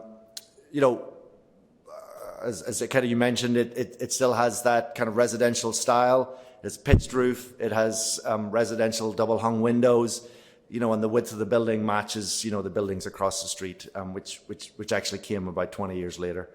Then in 1929, this building down at the south end of the building was built. And there the style changed. We went from pitched roofs and double hung windows and kind of residential widths to heavy timber construction. Flat roofs, large steel windows. This was built just right about the time of the Wall Street crash. So we have a little postcard that kind of celebrates the fact that they kind of opened this building in the middle of uncertain times. They continued to build further up Garden Street. This building in the middle was built in 2 phases. The first floor was built in 1940, and then they built a floor on top of it, 1947. Looks the exact same on the outside, and on the inside has the same heavy timber construction. And then the last building that was built on the site was this end, building 6. They're all numbered chronologically. And even though it looks the same on the outside, inside it's actually concrete and steel, so it looks a lot like like one of those concrete mushroom column buildings that we saw earlier. So one of the things I like to say as I've kind of give people a tour, this site kind of represents over 50 years of building technology, right? We've got pitched roofs, we've got double hung windows, we've got flat roofs, we've got heavy timber construction, we've got reinforced concrete. But not only does that trace architectural and heritage, it also traces industrial heritage, where things were made by hand in small spaces. Then they had larger spaces and larger machines and taller ceilings. And then finally, the concrete building at the end, they had an assembly line, they had a production line. So all within this one site, we have kind of the evolution of industrial processes in New England. The building, the factory started in 1887. It closed its doors in 2005. It lay vacant for a number of years. The family donated their parking lots, which were across the street here, here and here and here, to Habitat for Humanity. And there's about 25 Habitat for Humanity homes built on former Swift factory property. They couldn't find a buyer for the site itself, and so they pulled a demolition permit. They were going to demolish the building and were considering building, maybe more housing on the site. In Hartford, when you pull a demo permit, that alerts the Preservation Alliance, and they were concerned about losing this historic building. The community group in Connecticut, we call them NRZs, Neighborhood Revitalization Zone. They wanted to try and bring jobs and economic development to the neighborhood, and so they wanted to see if this building could be reused. Our organization was just finishing a historic rehab in downtown Hartford, And so they invited our organization to come and meet with them and see if we'd be interested in taking on the project. So, we decided to take on the project. Our kind of president, Roseanne Haggerty, met with the community, kind of learned what they were concerned about. And so our first job was to reach out to the neighborhood and learn a little bit about them. And so we hired a couple of local residents to talk to the community and ask them, a few simple questions. What were they concerned about? How could the Swift factory kind of be utilized? And what we heard from the community was they were concerned about youth engagement, public safety, and jobs. We had just come out of kind of the war on drugs, and there was significant kind of drug violence in the community. So we set about trying to figure out how we could bring jobs and economic development to the neighborhood. It was kind of a balance of trying to figure out, one, what the community needed, and two, what we could make work financially. We moved our offices to the site. We rehabbed kind of one floor in the grey building on the right, and we started to kind of get to know the community a little bit more. Had a lot of pop-up events, took down fences, used artwork, used food. We invited a nonprofit to start an urban farm on the property. Had a community-supported agriculture program. Did some work in the neighborhood around health equity, around healthy food, pedestrian and bike safety. Had some bike repair on the site, little free library. All efforts to try and get to know the community a little bit more and build a little trust, with us. And so we kind of the building was donated in 2010. We moved the offices in 2013. And we're working there since. Fast forward, so we closed on our financing in 2018. So 8 years to build the capital stack, find the tenants, and start construction. Took us about 2.5 years, a year and a half. And we opened our doors in 2020. I'll get into this a little bit more, but total project cost was about 35 million. You can see here on the bottom some of the older buildings on the site. Here pitched roof residential style.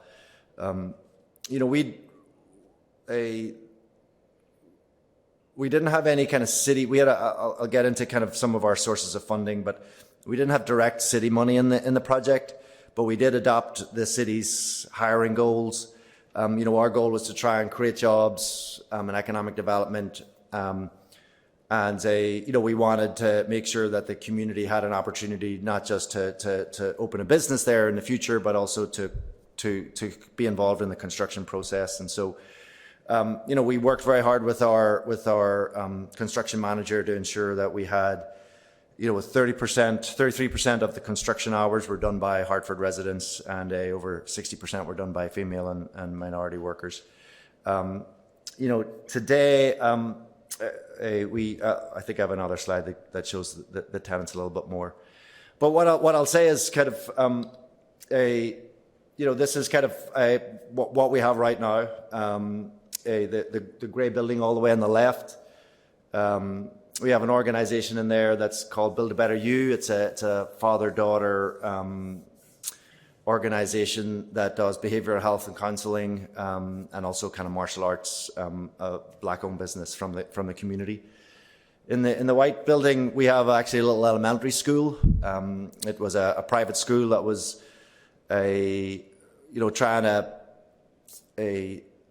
trying to teach kids that that the community is not something that they should be scared of, and that's something that they can learn from and be proud of. They wanted to be in a kind of a non-institutional setting.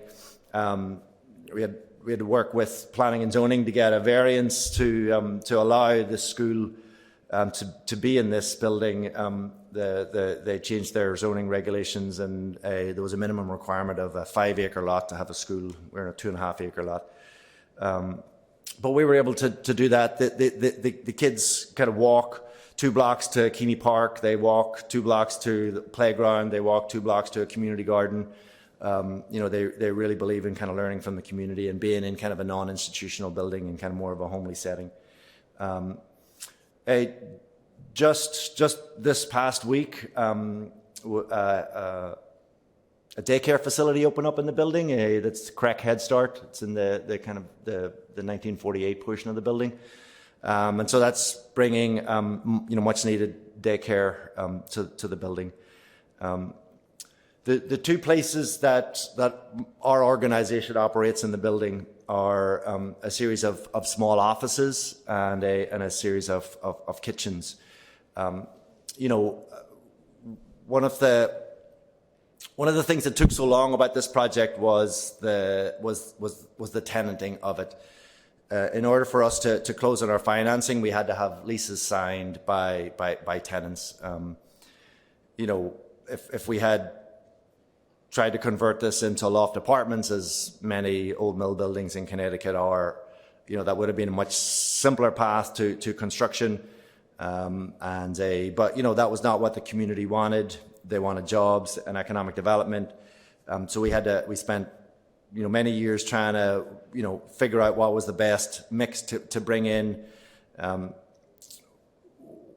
One of the things that we settled on was food and food businesses. And we were, as I mentioned, we were working with a local urban farm organization, and came to realize that jobs in the food sector are accessible to people from the community here who might not have finished high school and have other barriers to employment. It was important for us to not just bring in, as GMDC mentioned, a bunch of white kids with laptops, to do high-tech manufacturing here. We wanted the jobs at the factory to be accessible to people from the community. And so when we closed on our financing, we had an indoor hydroponic company that was going to take half the building on the south end here. And then we had a barbecue restaurant that was going to take up the north end of the building and have a commissary kitchen. And then in the middle, we created a series of incubator kitchens. So this was really going to be kind of a food business hub. Unfortunately, once we started construction, our hydroponic tenant backed out. As Nona mentioned, growing greens at scale in an existing building doesn't really make financial sense. And so they signed a lease and then figured that out and backed out. And then shortly after that, the barbecue restaurant decided that they didn't want to make all their own sides and sauces for their restaurants. They were just going to sub that out to a third party, and so they didn't need that kitchen space anymore. So when we started construction, we were 100% leased. When we opened the building, we were 25% leased, and those were the only spaces left were the spaces that we were going to occupy ourselves. So this has been a real roller coaster of a project. Has not been kind of a straight line, and as the Bridge and GMDC discussed earlier, this project would not have been kind of financially viable by kind of a private developer. It required a nonprofit who was patient, who could access alternative sources of funding. And could stick with it, over the years. So the 2 spaces that our organizations operate is in the middle. We have a series of co-working spaces, shared offices. We have 12 small little offices. I'm proud to say that of the 12 offices that are in there, we're the only non-black owned business. All of the businesses in there are owned by kind of local black entrepreneurs. Some nonprofits. Somebody said you always need plumbers. This is Mark McCallop from MCM Plumbing. Did all of the plumbing work on the building, and now has his office in the building. We also then have 10 little kitchens, and we kind of looked long and hard for for a model that we could adopt for this kitchen space. At one stage, we thought we'd have this kind of large shared kitchen that various different businesses could come in and use, but learned that those were difficult to monetize unless you were actually using them yourself. And so we looked at models and saw a model in LA called LA Prep, and that has small little dedicated kitchens that individual businesses kind of rent. And so we built out that model, and what that allows is for businesses who have already started their business, but are sharing a space and are growing out of that space, aren't ready to have their own standalone space. And so they come to us. We have small little kitchens that are maybe 100 square feet to 200 square feet. Some have hoods, some don't. We've got shared dishwashing, shared walk-in coolers. And we've been open 3 years, and we've had 5 businesses that have kind of grown out of those spaces. Those kitchens have been popular. This is Chef Walt. He does kind of a takeout restaurant. We opened up in the middle of the pandemic, which was not good for the co-working, but was good for these kitchens because there was no kind of retail space. There was no sit-down space. Chef Walt was all kind of ordering online, and you come in and pick it up. And so this model kind of worked out quite well. This is a little bit on the funding of the project. As I mentioned, a fair bit of creative funding. Half of the project on the right is tax credits, so new markets tax credits, and then historic tax credits, state and federal historic tax credits. We also used kind of grants and loans from the state of Connecticut, the Capital Region Development Authority is a quasi-state agency, Department of Economic and Community Development kind of loan. A number of federal grants, Office of Community Service, Economic Development Administration, and the Environmental Protection Agency. And then, we also had to borrow money, so we have a mortgage on the property. And the bridge in GMDC talked about different funding sources and complicated structures, and I feel their pain because every different funding source has a different bidding requirement, has a different wage requirement, and has different hiring requirements. And so we had to break our package up into, I think, 4 different ended up being probably 5 different construction packages. One was kind of demo abatement because that was DCD and had to be prevailing wage. And then a CRDA, we kind of broke a package out for their funding. The rest of the core and shell was done with our kind of main construction. And then the fit out of the offices and the kitchens was Economic Development Administration, and we couldn't use a construction management at risk. It had to be a GC, so we had to rebid that portion. We were really hoping to get the same contractor who was doing our core and shell, but there was one contractor who was $50,000 less on a $5 million project, and we had to go with a low bidder, and it was the worst $50,000 we ever saved, because they just kind of blamed everything on the other contractor,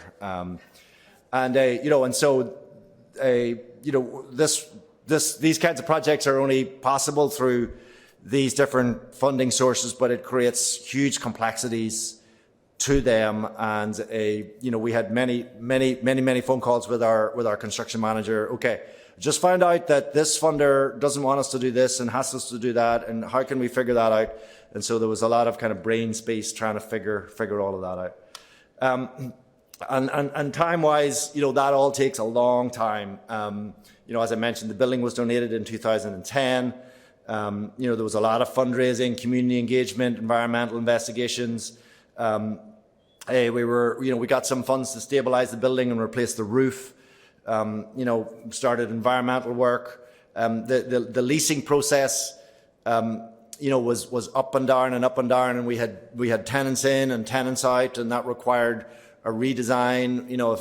If the building was all industrial space, we don't need any kind of main public entrances. But then, we recently just had the library wanted to come in, and so that's a public space. So then we have to kind of redesign that and put in a public space. But then 6 months ago, the library just backed out again. So we don't need that public space. And so, there was, thankfully buildings are adaptable, but it requires a lot of kind of thinking and rethinking and replanning. So 10 years, I think we beat GMDC. You were only 8 years. So kind of we're open. The daycare just opened up, and we have about 25,000 square feet still to fill. We're looking at additional grant sources to try and kind of fill out that space and have a number of tenants that we're working with to try and do that. I just wanted to mention briefly, we're not stacking this as GMDC and the Bridge did, but we are kind of very concerned about housing quality in the neighbourhood and housing stability in the neighbourhood. As I showed a slide about health equity, and a lot of those health disparities, some of it is food, but a lot of it is also housing, in poor housing conditions, poorly maintained buildings. A lot of properties owned by out-of-state New York and New Jersey investors, not doing a good job of property management, just concerned about rents. And there's a real connection between kind of poor housing, evictions, and housing instability that leads to poor health outcomes. So a few years ago, we created the North Hartford Housing Trust. We called ourselves a community land trust for a while, but we decided to focus more on rental accommodation as opposed to home ownership. And when we were calling ourselves a community land trust, people got really hung up on, well, why aren't you doing home ownership? And so we decided to change our name to the North Hartford Housing Trust, which is a little more kind of broad. But our goal here is to learn our lesson from SWIFT and be a lot more nimble in terms of our financing. We're trying to raise the funds from social impact investors and non-profit lenders. Our goal is to acquire 100 units, have them owned by the North Hartford Housing Trust, which will have residents on the board, even though we won't call ourselves a community land trust. We're going to lease these at 50% the area median income, which is generally kind of the market in the neighbourhood anyway. But we want to do that without deed restrictions. 40% of the neighbourhood in North Hartford is deed restricted housing, and that has a real drag on the neighbourhood in terms of its kind of economic kind of diversity in order for this neighbourhood to be thriving, it needs to be kind of mixed income. And low-income housing tax credits are a tool, but they also kind of create ghettos, and that's kind of what's happened in kind of North Hartford. And then, as we did at SWIFT, we want to employ kind of local residents in the management and the maintenance of these properties. So we got our first money from a local hospital, Trinity Health, St. Francis Hospital, and we purchased our first 3 buildings last year. Hartford has a lot of these, they call them perfect sixes, so 6 families, central stair, 2 apartments on each floor. Beautiful buildings on the outside, robust, in need of some updating. But we purchased our first 3 buildings, and our goal is to, we've worked with some local contractors. This is Dolores, who 70-year-old woman, Jamaican woman, who's still climbing scaffolding and repointing masonry. Our goal is to continue to raise funds to acquire additional properties. And the goal of the housing trust is to keep properties under local ownership, make them healthier, safer, and more energy efficient places to live. So, thank you.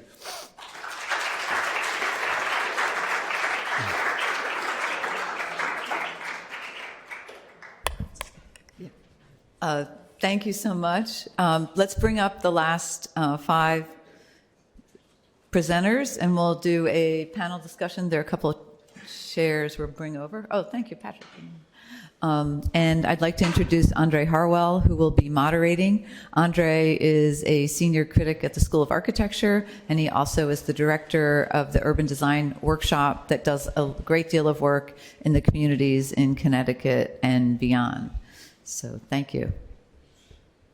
The table's too small.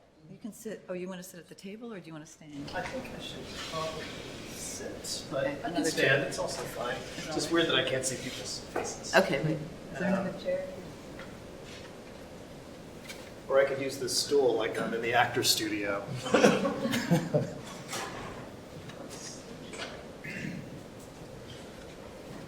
Aesthetic.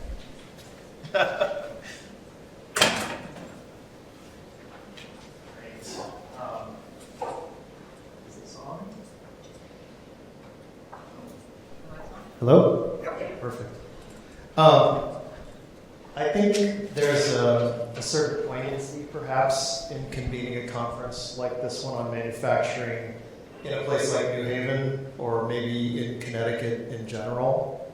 A state whose cities really emerged in the 19th century in parallel with factories, and whose forms continue to be a representation of that. And I say this with some hesitation, but you might say that Connecticut towns are hybrid factory urbanity, and that for many years they really have intermingled uses from really the middle of the 19th century. For instance, Patrick was talking about the triple-decker housing that's across the street from the Swift factory, which is a housing type which emerged in direct relation to the need for compact housing for workers at a time when there was no public transit and no cars, and everyone needed to be able to walk to their places of business. And in New Haven, we have our own version of that. They're called two-deckers. By the way, that Perfect Six, we also sometimes call them double triple-deckers, because it's two triple-deckers stuck together. And I guess it's also interesting to imagine that every night our students go home and they actually occupy this industrial city, living in those two-decker, triple-decker houses. And Connecticut was also known, and maybe still is known, for the things that were made here, and that was a huge part of our heritage and identity. Things like Colt Remington and Winchester guns and pistols, Singer sewing machines made in Bridgeport, Waterbury brassware, Crane plumbing fixtures, even Bucky Fuller's Dymaxion car was made in Bridgeport for a very short period of time. Those products and factories were a source of identity and pride, I think, for residents here. It provided a path to the middle class, which was referenced in the earlier presentation. For generations of migrants, although we know some were left out of that rise, at least until economic restructuring in the 70s derailed much of that. I guess part of the point here is that these are stories about people as much as they are stories about architecture. And that brings me to, I guess, my first question for the panel. Those factories were historically a site of the emergence of organizing, labor organizing, let's say, which was all about oppositional relationships between those making things and those who were in charge. But what's interesting in the projects you presented today is that these sites seem to have become nexuses of a different kind of organizing, community organizing, and community organizing about social impact or around social impact. I wonder if you could each say a little bit more about the role of community in these new forms of hybrid manufacturing sites.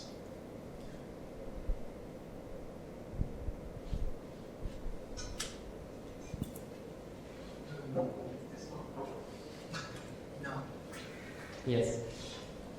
I think in the case I explained, Circularium,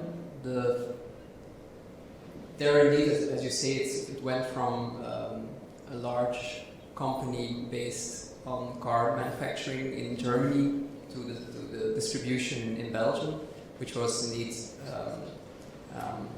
very hierarchical and oppositional, as you say.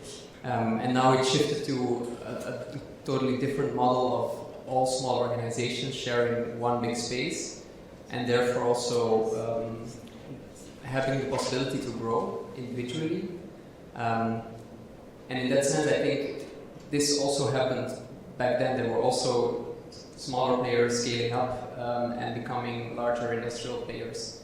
Maybe the spaces have changed, and now the scale of the Circularium factory in Brussels is more on the scale of those ecosystem of smaller organizations, but some of them, they are also getting bigger, like the Sony Wood Corporation, the one that I mentioned as a first case. They are actually too big already for the space in Circularium, so they will move out and also hire more employees and become bigger. So it's not necessarily out of a community interest, actually. They're also simply businesses who are for profit and they want to develop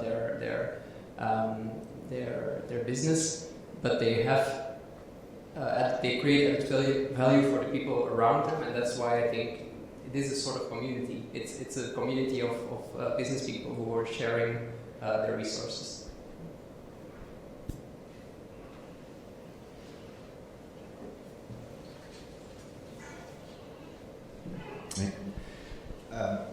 I think one of the things about Swift, as I kind of mentioned, it's a factory in the middle of a residential neighborhood. The factory started and the neighborhood grew up around it. You know, in the 19th century, transit-oriented development was what we built, because, as you say, people had to walk to work. You know, so the people who worked there kind of lived in the community around there.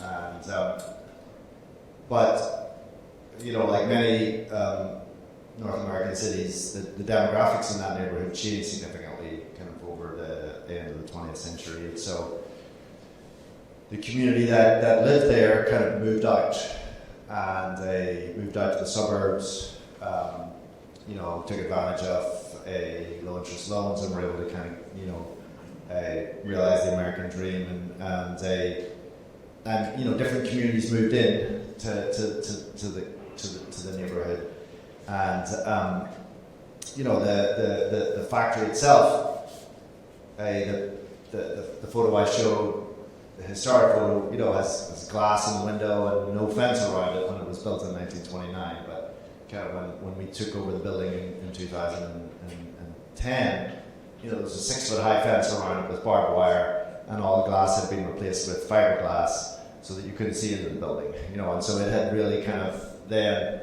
you know, as the neighborhood experienced kind of significant distress, you know, the factory kind of turned its back on the neighborhood.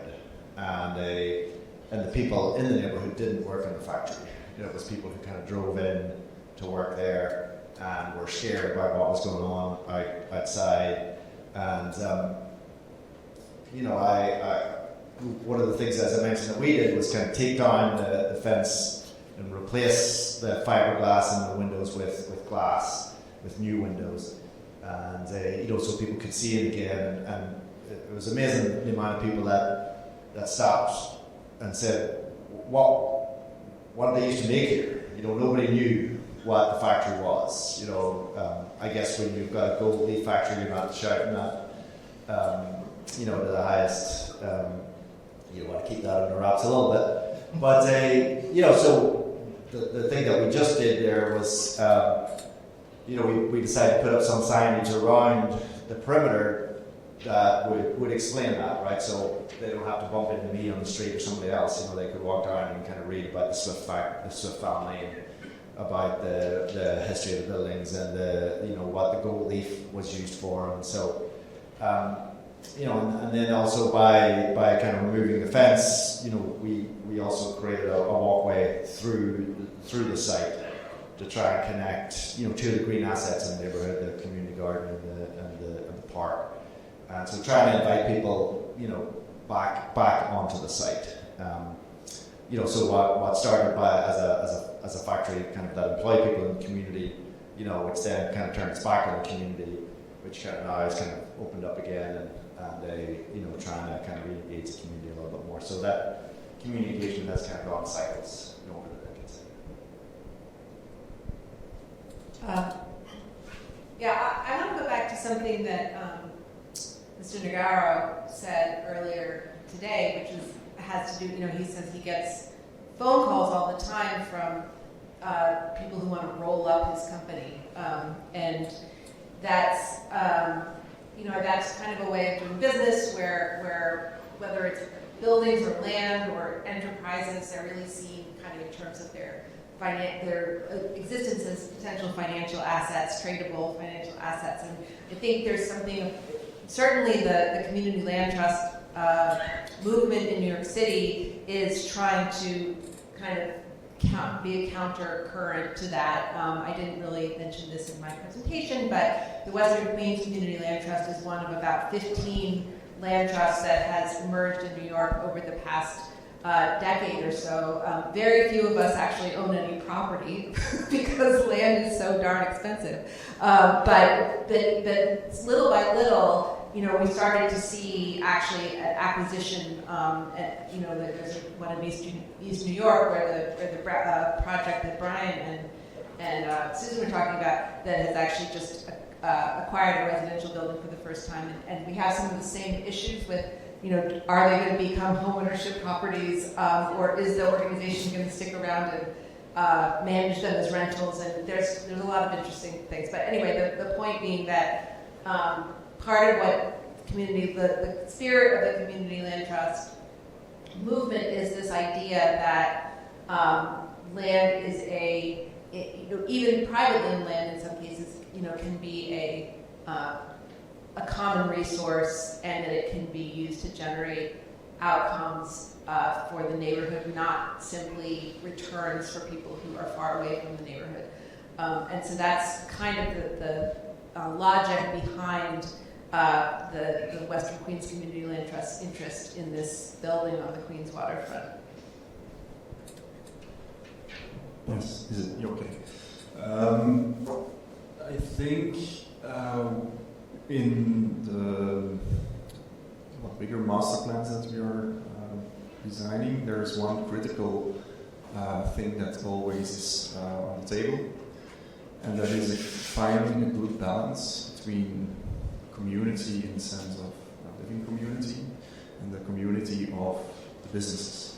I think if you would drive around in a suburban production zone, after 5 o'clock, there is a security guy driving around, making sure that it's all working. So we should watch out, I think, if we bring production to the city, that after 5 o'clock or in the weekends, that in these urban areas we don't create zones where there is no community anymore. And then the normal reaction would be to allow housing and residential into that zoning or into that area. But of course, if you open that door, it's kicked open, often in a very brutal way, and it flips off.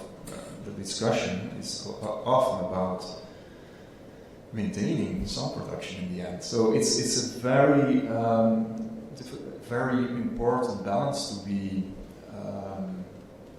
negotiated. You need strong politicians, strong policies, I think, to create a good city.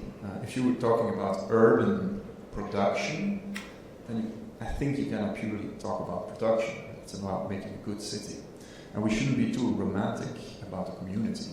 These trucks start at 6 in the morning. If it's a food truck with a cooler on top, it's waiting to get loaded or unloaded, and it's next to a row house that you thought of. That would be nice to watch what's going on in the neighborhood after 5 o'clock. That conflict, there you need you have to design it, I think. You have to not design a conflict, the solution for that conflict. So community is a crucial ingredient in making these parts of the city work well. It's essential for the production, for the good city. But we should always, I think, you need some design to talk about it in a very precise way.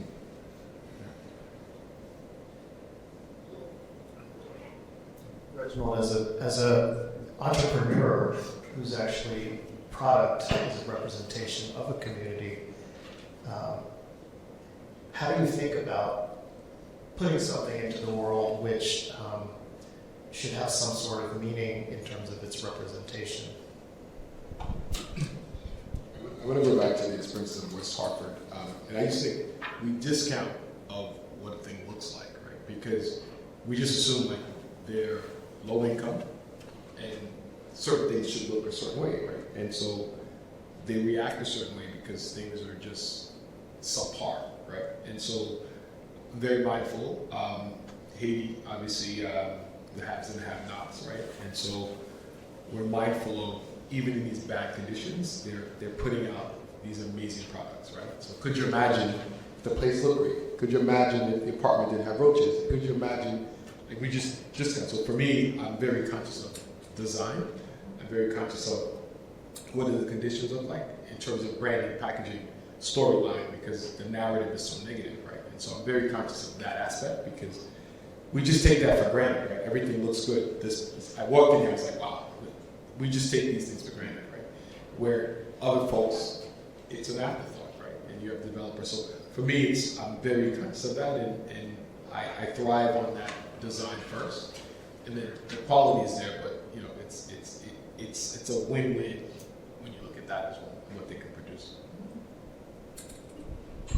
That's a kind of a great bridge to my next question.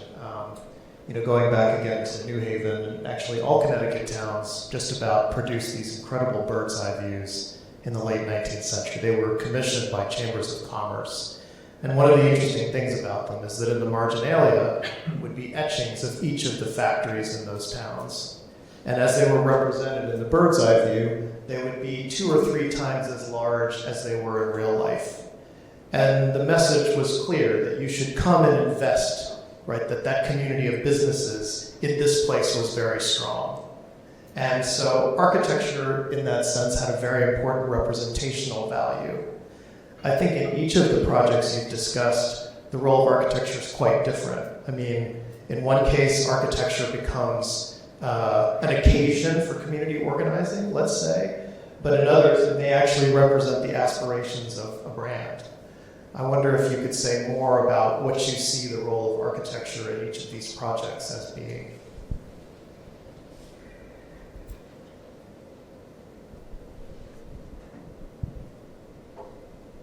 So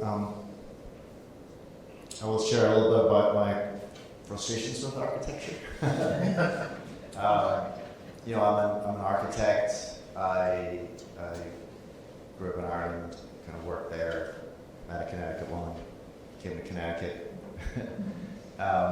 Worked for an architecture firm here, well recognized, Firm of the Year award winner. But I was frustrated with the projects that I was working on. Right, I could see all the social need in communities locally and internationally, and I didn't feel that kind of the architecture community was really kind of addressing that.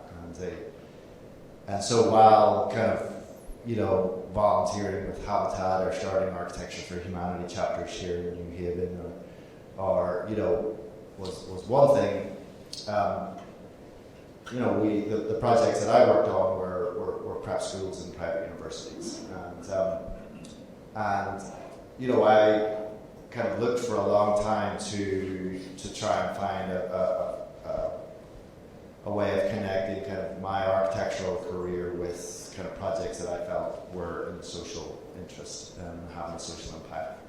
At the time, I wasn't able to do that. And so, for me, what was important to me was trying to have social impact, and I couldn't find a way of doing that as an architect. And so I left the profession and to work for a nonprofit. To try and bring economic development to a community in North Hartford. And so, I guess I was frustrated that architects weren't playing a bigger role, in these transformative projects, right? And so while I still call myself an architect, one, because it's a lot easier to just say you're an architect and explain what you actually do. It was kind of frustrating for me to kind of not be able to be an architect on work on these transformative projects. But as you say, good design has a transformative impact on a community. right? And it shows a community that's valued, and that the high-end residential buildings, need be the only ones that are getting kind of high-end design. That communities like North Hartford or like Haiti, need that even more so than the kind of more affluent communities. And so I think architecture has a huge role to play in communities. That need good quality design, and it's communities that are struggling, that are in more need of that, and I kind of long for the day when architects kind of take more of a leading role in that.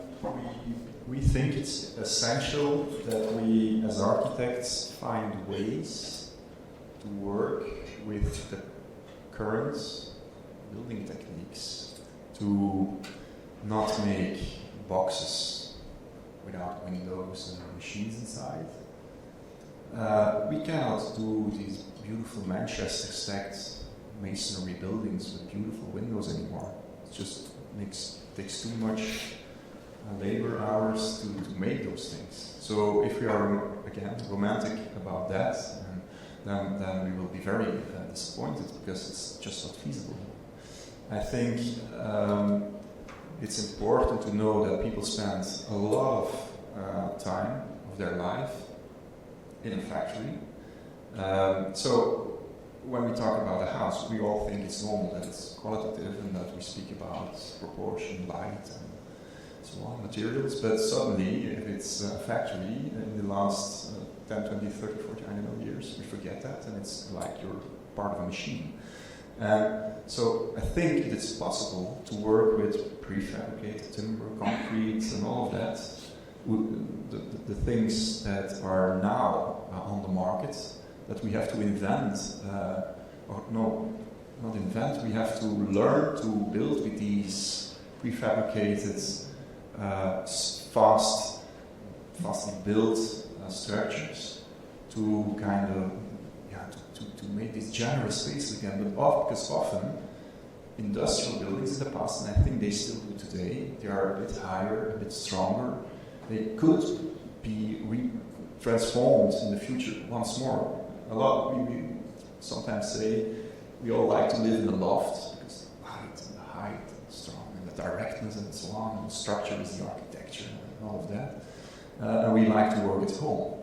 So sometimes you should look at basic qualities of what you build with, and guarantee it. And I think there's this need to have good examples built, and they're coming, of these techniques and constructional ways of doing it in a cheap way, but guarantee quality.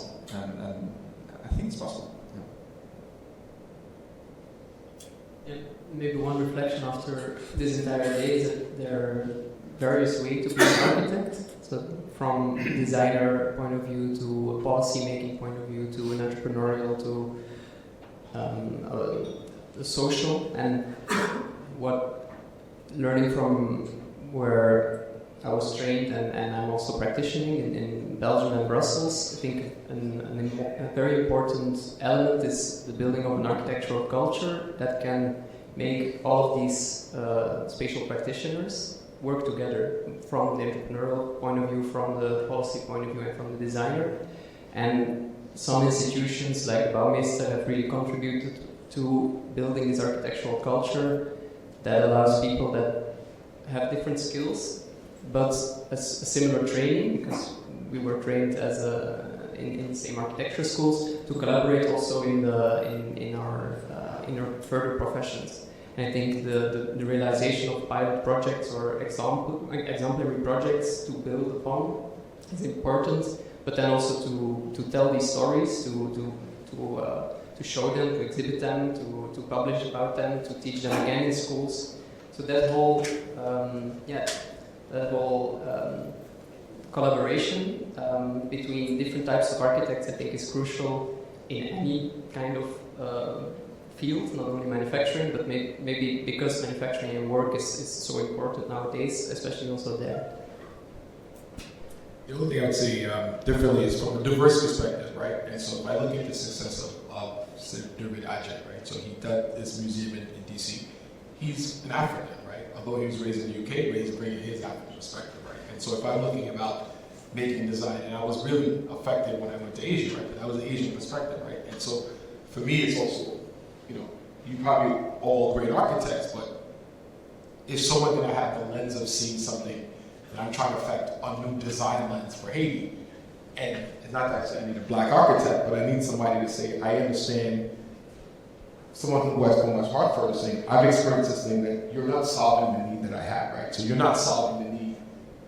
You're great in Belgium, but you're not solving the need of what I want to sort of see in Haiti. And so in terms of, there's the need of getting more diverse architects, but also an architect that I can see my vision, I understand what I want to put forward, that aligns with the design aspect that I want to solve. That makes sense? Yeah, so it has something to do with identity. And I mean, maybe to put it to Laura, like, I think it's very interesting that that this building is an industrial building, and that it's very muscular but a bit nondescript, and that it becomes this place which is filled with greens. How important is it that it's this building? I mean, is that a factor in its ability to, let's say, accept these new, not just uses, but new ideas about what might happen in this place?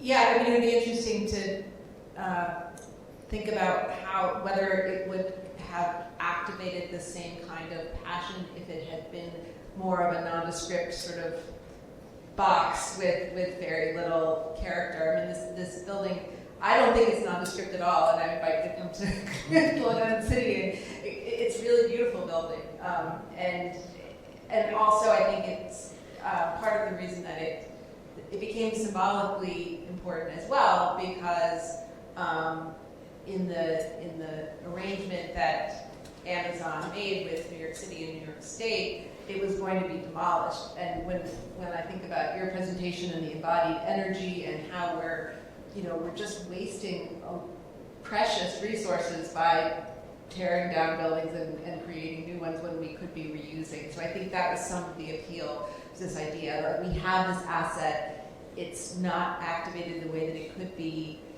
in the interests of all these people around it who have dreams for what they could do in it, whether it's start businesses or make their art or whatever it is. And so I think there was something about the fact that it had almost been torn down that ignited the passion of the activists to sort of say, no, like, this can be our space. Yeah. Of course, I have other questions, but I think it would be nice to open the floor up to questions from the audience. Okay, I guess I'll do the running around. Gotta get my steps in. Hi, I had a question regarding programming. I was just wondering, given how important, during all the revitalization programs or proposals that you were showing, it's interesting to know that there's an imagined community who's not yet present, and you sort of catering it. It was interesting to see that there were so many community engagements and catering to their future needs. But I was also just wondering about the time frame of it, because by the time that community inhabits the space, and given how permanent architecture intervention is and how much time it just takes to construct, there's a mismatch between what the community needs are of today and what the community needs are when they're actually using it, or perhaps it keeps changing. So I was just wondering, in your opinions, is it better to create program spaces to show the potential of the current spaces, or is it better to create unprogrammed spaces for future growth or future change? And how much programming should you do, and how much is it restrictive? Mr. Harper.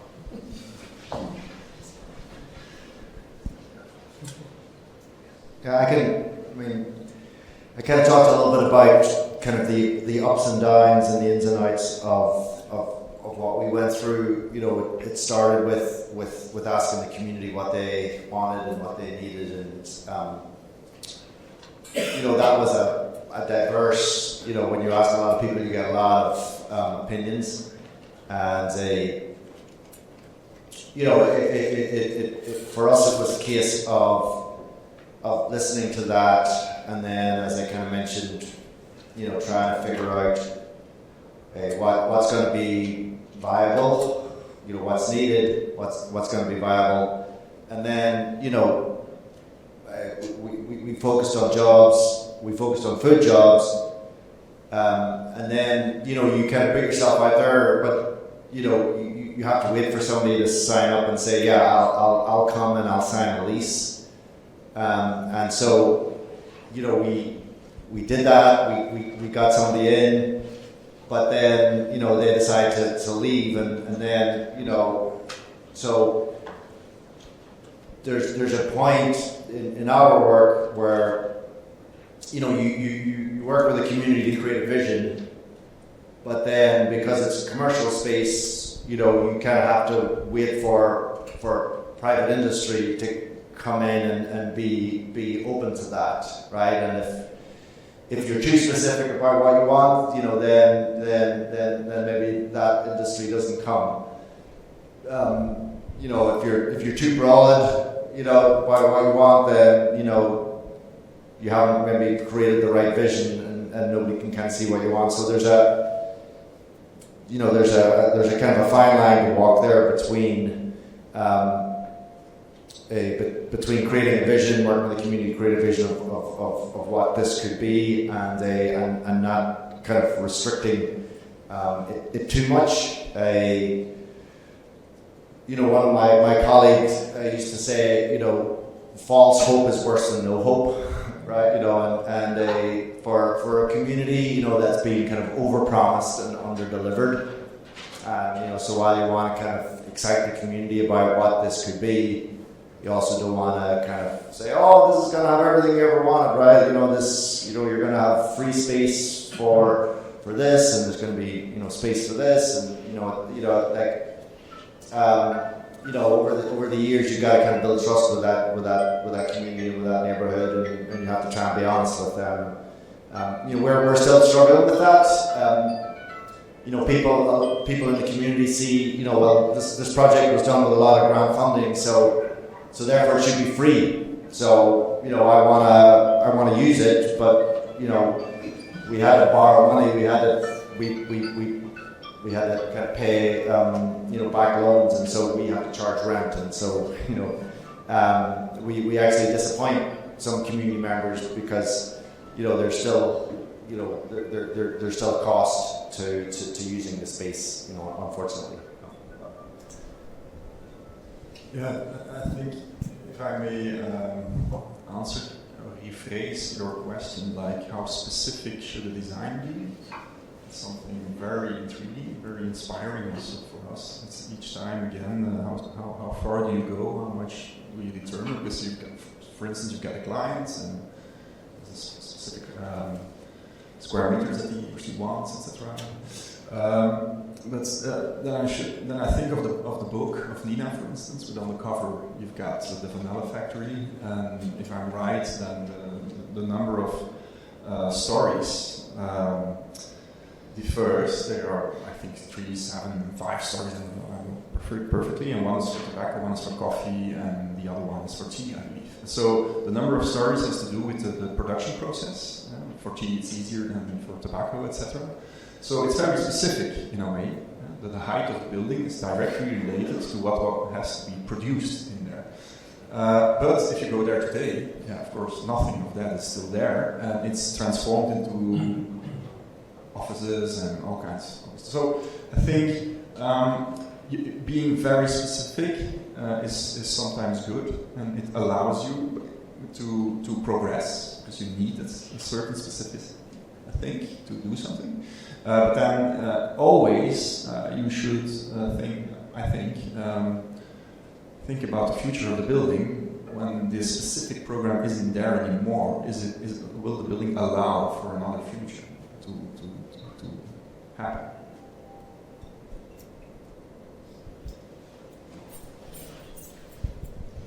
Brian, your last project, the biggest project, was the closest we came today to talking about manufacturing districts, not just buildings.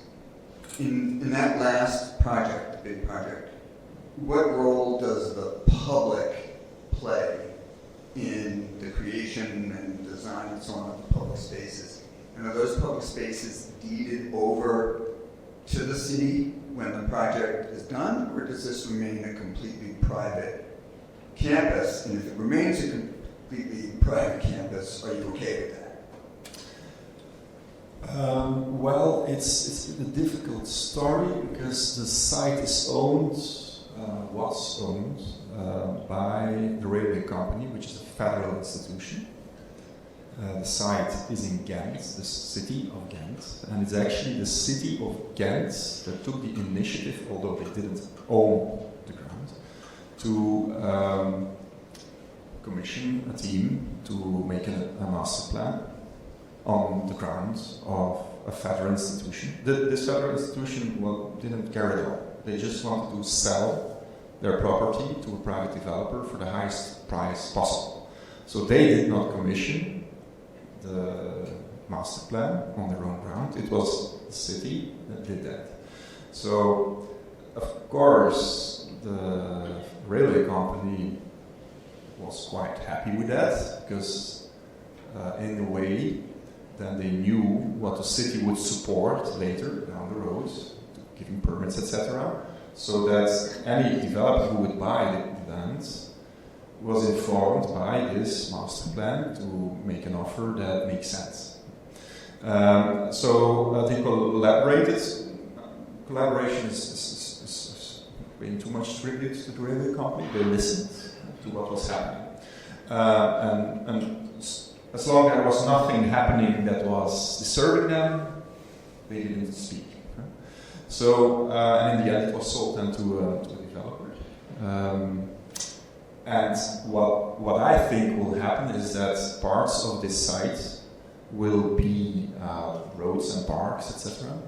They will be built by this developer and then given to the city.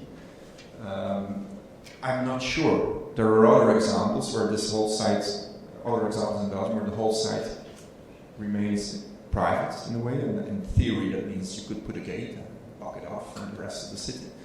Everything in our proposal was trying to prevent that, so that it was a porous part, it would become a porous site, so that it would be almost impossible to lock it out of the city. So that was a kind of subversive strategy to plan it in such a way that it was very hard to make it private in the end.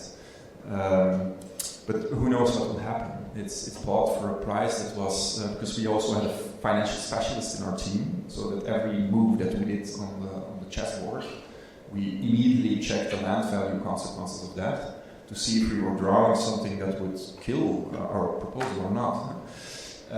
So then in the end it was a land value estimated by this very good company, and I think they almost paid double of that.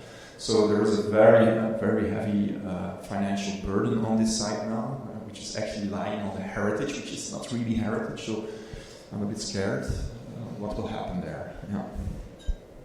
There's a question in the back. Okay, last question.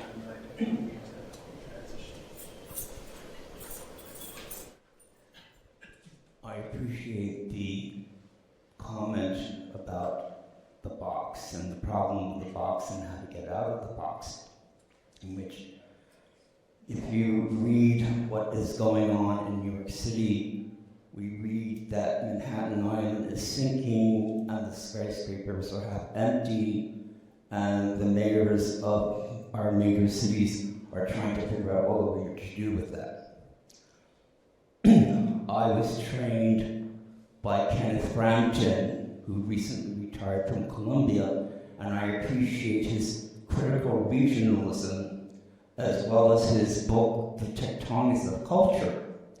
And I'm wondering if we could take advantage of the fact that America now, especially in the cities, is so ethnographically diverse, and if we could take clues from hip hop and rap music and graffiti art, of how from the streets the ethnographic elements are there, in which Cornel West said, race matters. We could extend that into our migrational diversities, in which my neighborhood is so diverse. But on the other hand, I look at the costumes and what people are wearing, the hats and the tectonics and textiles, and whether we can take advantage of that ethnographical component and combine the local cultures to create a new transmodernism.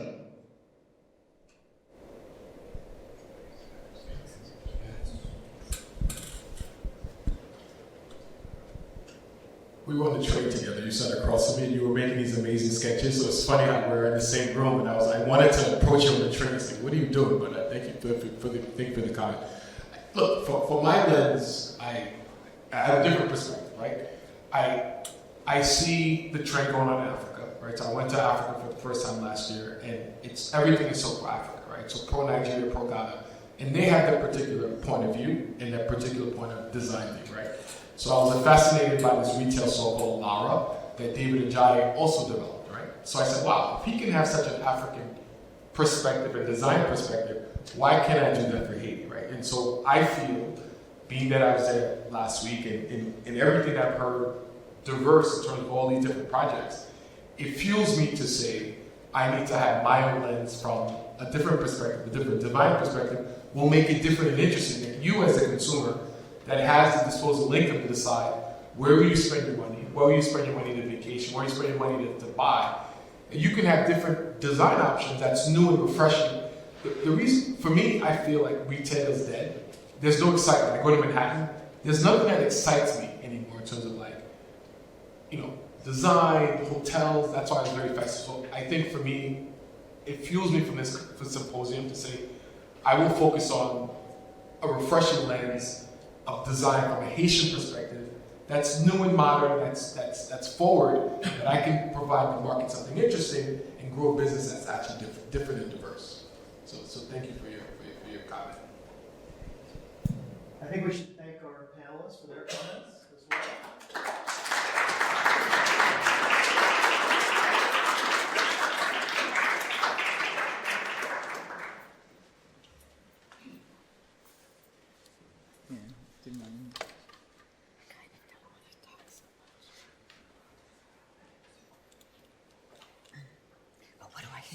What do I hit? No, big thing. What do I hit to go forward? Either left, right, or up and down. Okay. Do you want the lights down? No, it's okay. Yeah. I know it's the end of a long but very exciting day.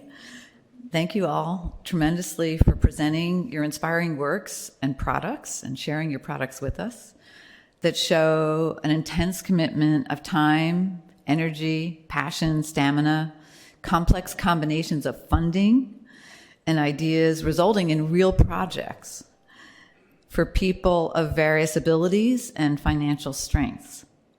In the examples today, we see what can happen if we unlearn urban standards and refocus to find new architectural and social hybrids in new development and spatial practices that will offer economic value, that provide for workers' needs, comfort, and employment, making them visible again in the future industrial community that is also resilient.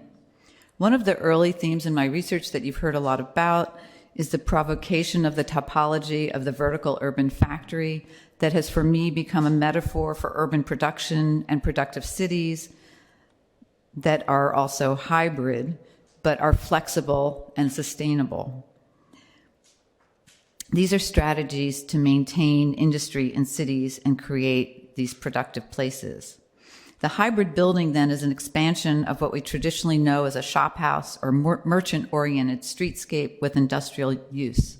Not only does the use and mix save energy and commuting time, it also creates communities among workers and between businesses so that they become mutually supportive in a renewed symbiosis, both in terms of our environmental ecology and the industrial ecosystems and communities there.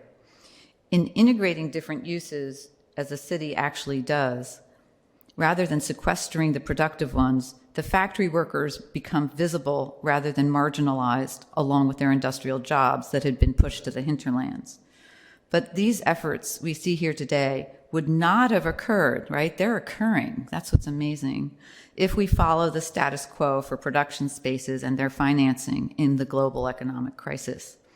The shift in production process to, say, more nanotech, bio, synthetic, industry 401, local food and furniture, and thus at smaller scales, can offer opportunities for local urban transformation that can rupture the traditional system that we know. Industrial districts, rather than be mono areas, are being stitched together and mixed as without invasive production, fumes. Methods of light manufacturing allow for these places for making that can also enhance the public realm. Furthermore, with a shift in scale from large to small production, new garages or neo-cottage industries are a way reinvented as microfactories and co-factories that we've seen, saving the loft buildings from industrial dust. As mission-driven developers reinvigorate spaces with new life, first informally, and then we, as designers, can enrich them formally.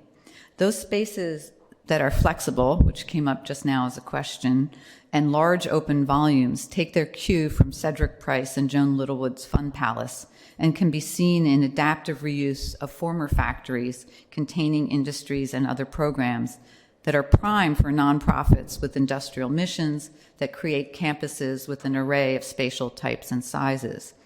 One example that I admire, that I recently visited and where my last exhibition was, is in the Keilpad in Rotterdam. It's a historic concrete frame warehouse that combines a collective of offices for designers and nonprofits, woodworking companies, a community kitchen, a community garden that has become a hub of activities and a center of action for new mixed uses in the Rotterdam M4H waterfront district that unfortunately could result in high-end residential if the community does not take action. Supposedly, the city is listening, and they're interested in these hybrid combinations that are starting to pop up kind of informally or with group collectives. If production can be recombined with other uses, such as living, community use, social services, job training, and healthcare, as we have seen, we can fuse these activities in these new vertical urban factories on these dense urban sites. They might need buffers and joints designed to both connect and separate desired and undesired juxtapositions to allow them to function smoothly. A buffer offers design challenges that can provide protection or embrace the waste to heat exchange in closed loop building systems with new spatial forms, while joints, in as small as building details or as large as common spaces, can create both physical and social exchanges and include issues around truck traffic and logistics that we've heard. These places have potentials, which Henri Lefebvre also discusses, as spaces of diversification and unprogrammed, as, quote, while at the same time the relative importance attached to functional distinctions disappear. Appropriate places would be fixed, semi-fixed, movable, or vacant, rather than be named by use. But perhaps the more challenging topic, and the one that is creative too, is to consider how we can make and design physical hybrid in a building form that is not just 1 + 1 = 2, but a third vision for a new form, designed and inclusive of manufacturing space that instead is 1 + 1 = 3. I happened to be with Giovanna Fossa this winter when we went to the Hieronymus Bosch show, and look what we found, the hybrid architect. The potential for new building typologies and ideas for future unknown programs can support social equity, multitasking, and multifunctionality. Such projects have a chance to inspire new hybrid possibilities. And we've been experimenting with these. Sarah Mountfort, a Yale graduate, made these drawings for me for the book. And to try to really think about how do we combine, in terms of design, these different standards. But in the 15-minute city, we still need to include manufacturing with light industrial and small to medium enterprises. In these districts, the companies provide jobs and become part of an ecosystem that results in social equity and affordability. Consistently, economies simultaneously support diverse types of industries. The mass production of global supply chains, populated by lower skilled workers and high skilled factory workers of advanced technology, as well as light manufacturing in small batch production, such as the amazing Heath Ceramics that was started in the 50s in San Francisco. Companies that work to help people earn real wages, participate in their community, and engage employees in training opportunities and relevant jobs, and to also often become entrepreneurs themselves. These require public policy and planning processes that need to shift to make the productive city resilient. Financial incentives are also necessary for these companies, the same ways that developers receive bank loans for residential projects. And we've seen this amazing stacking of different finance packages, whether they are tax credits, all these investment packages, or direct governmental assistance and public subsidies. Space for these companies is even more difficult to find, as developers, we hear, don't want to be speculators and end up with vacant space. It's even harder to make a profit to pay employees. Some of these light industries are more of a soft factory typology, we could say, focusing on research and prototypes that could even potentially occupy the thousands of square feet of office space left vacant in so many city centers now, especially in New York City's Midtown, as people started to work from home and stayed put. Can small manufacturers occupy Midtown on ground floor retail or upper floor offices, as in this example in Johannesburg, South Africa? Can we have a vertical farm in a former Skidmore Owings Boys and Girls Club building on 53rd Street? Or can we have some kind of sensitive infrastructure to integrate these buildings with new uses between the core and shell? The shared spaces could be redesigned with complex mechanical systems for industrial waste, logistics, and services, dividing perhaps residential areas or recreation areas. Common programs such as cultural spaces, daycare, co-working space, and relaxation spaces can serve as the new industrial commons. Urbanistically, the hybrid factory inspires an equitable open city through diversifying the workforce as well as the social economics of the population. It can contribute to intensified urban vibrancy and the right to the city. The potential to reweave the diverse uses of the urban fabric in a blended mix becomes an opportunity to revalue the worker, not only the architecture and space.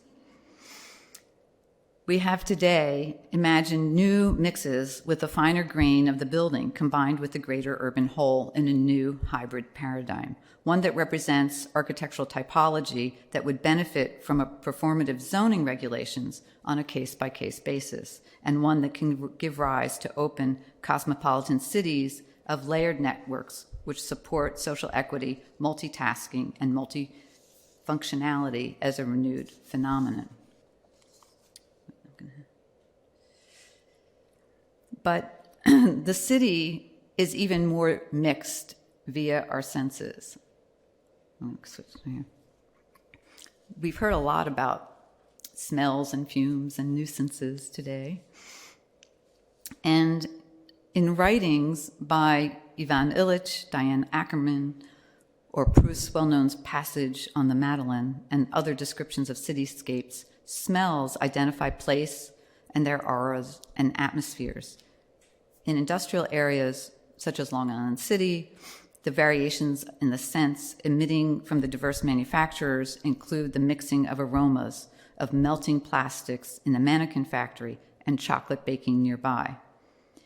This is a map of odor-producing industries that I found where it's showing the smells and how far they're going around the city. And these smells were considered nuisances by zoning regulations. The factory fumes, ephemeral and sensory qualitative diagnosis had, and still does, determine where an industry is located. Especially significant in the rise of industrialization, odors were considered nuisances, and this changed today because of the shift in industrial processes from polluting to clean. They serve to demonstrate how urban production mixes and blends and can be hybrid, both at the city scale, without districts and dispersed, and at the building scale, mixed with other uses, that is inclusive of production uses. If the fumes go to another airspace, then the factory doesn't actually pollute on site. Who is to measure the movement of the pollution, and how do we track this? This is perhaps a new area of research. These results are that the mixes become heterogeneous and contract in bizarre, unpredictable ways, such as the smell of chocolate baking at the Tomcat Bakery in Long Island City and the Mannequin Plastics Factory.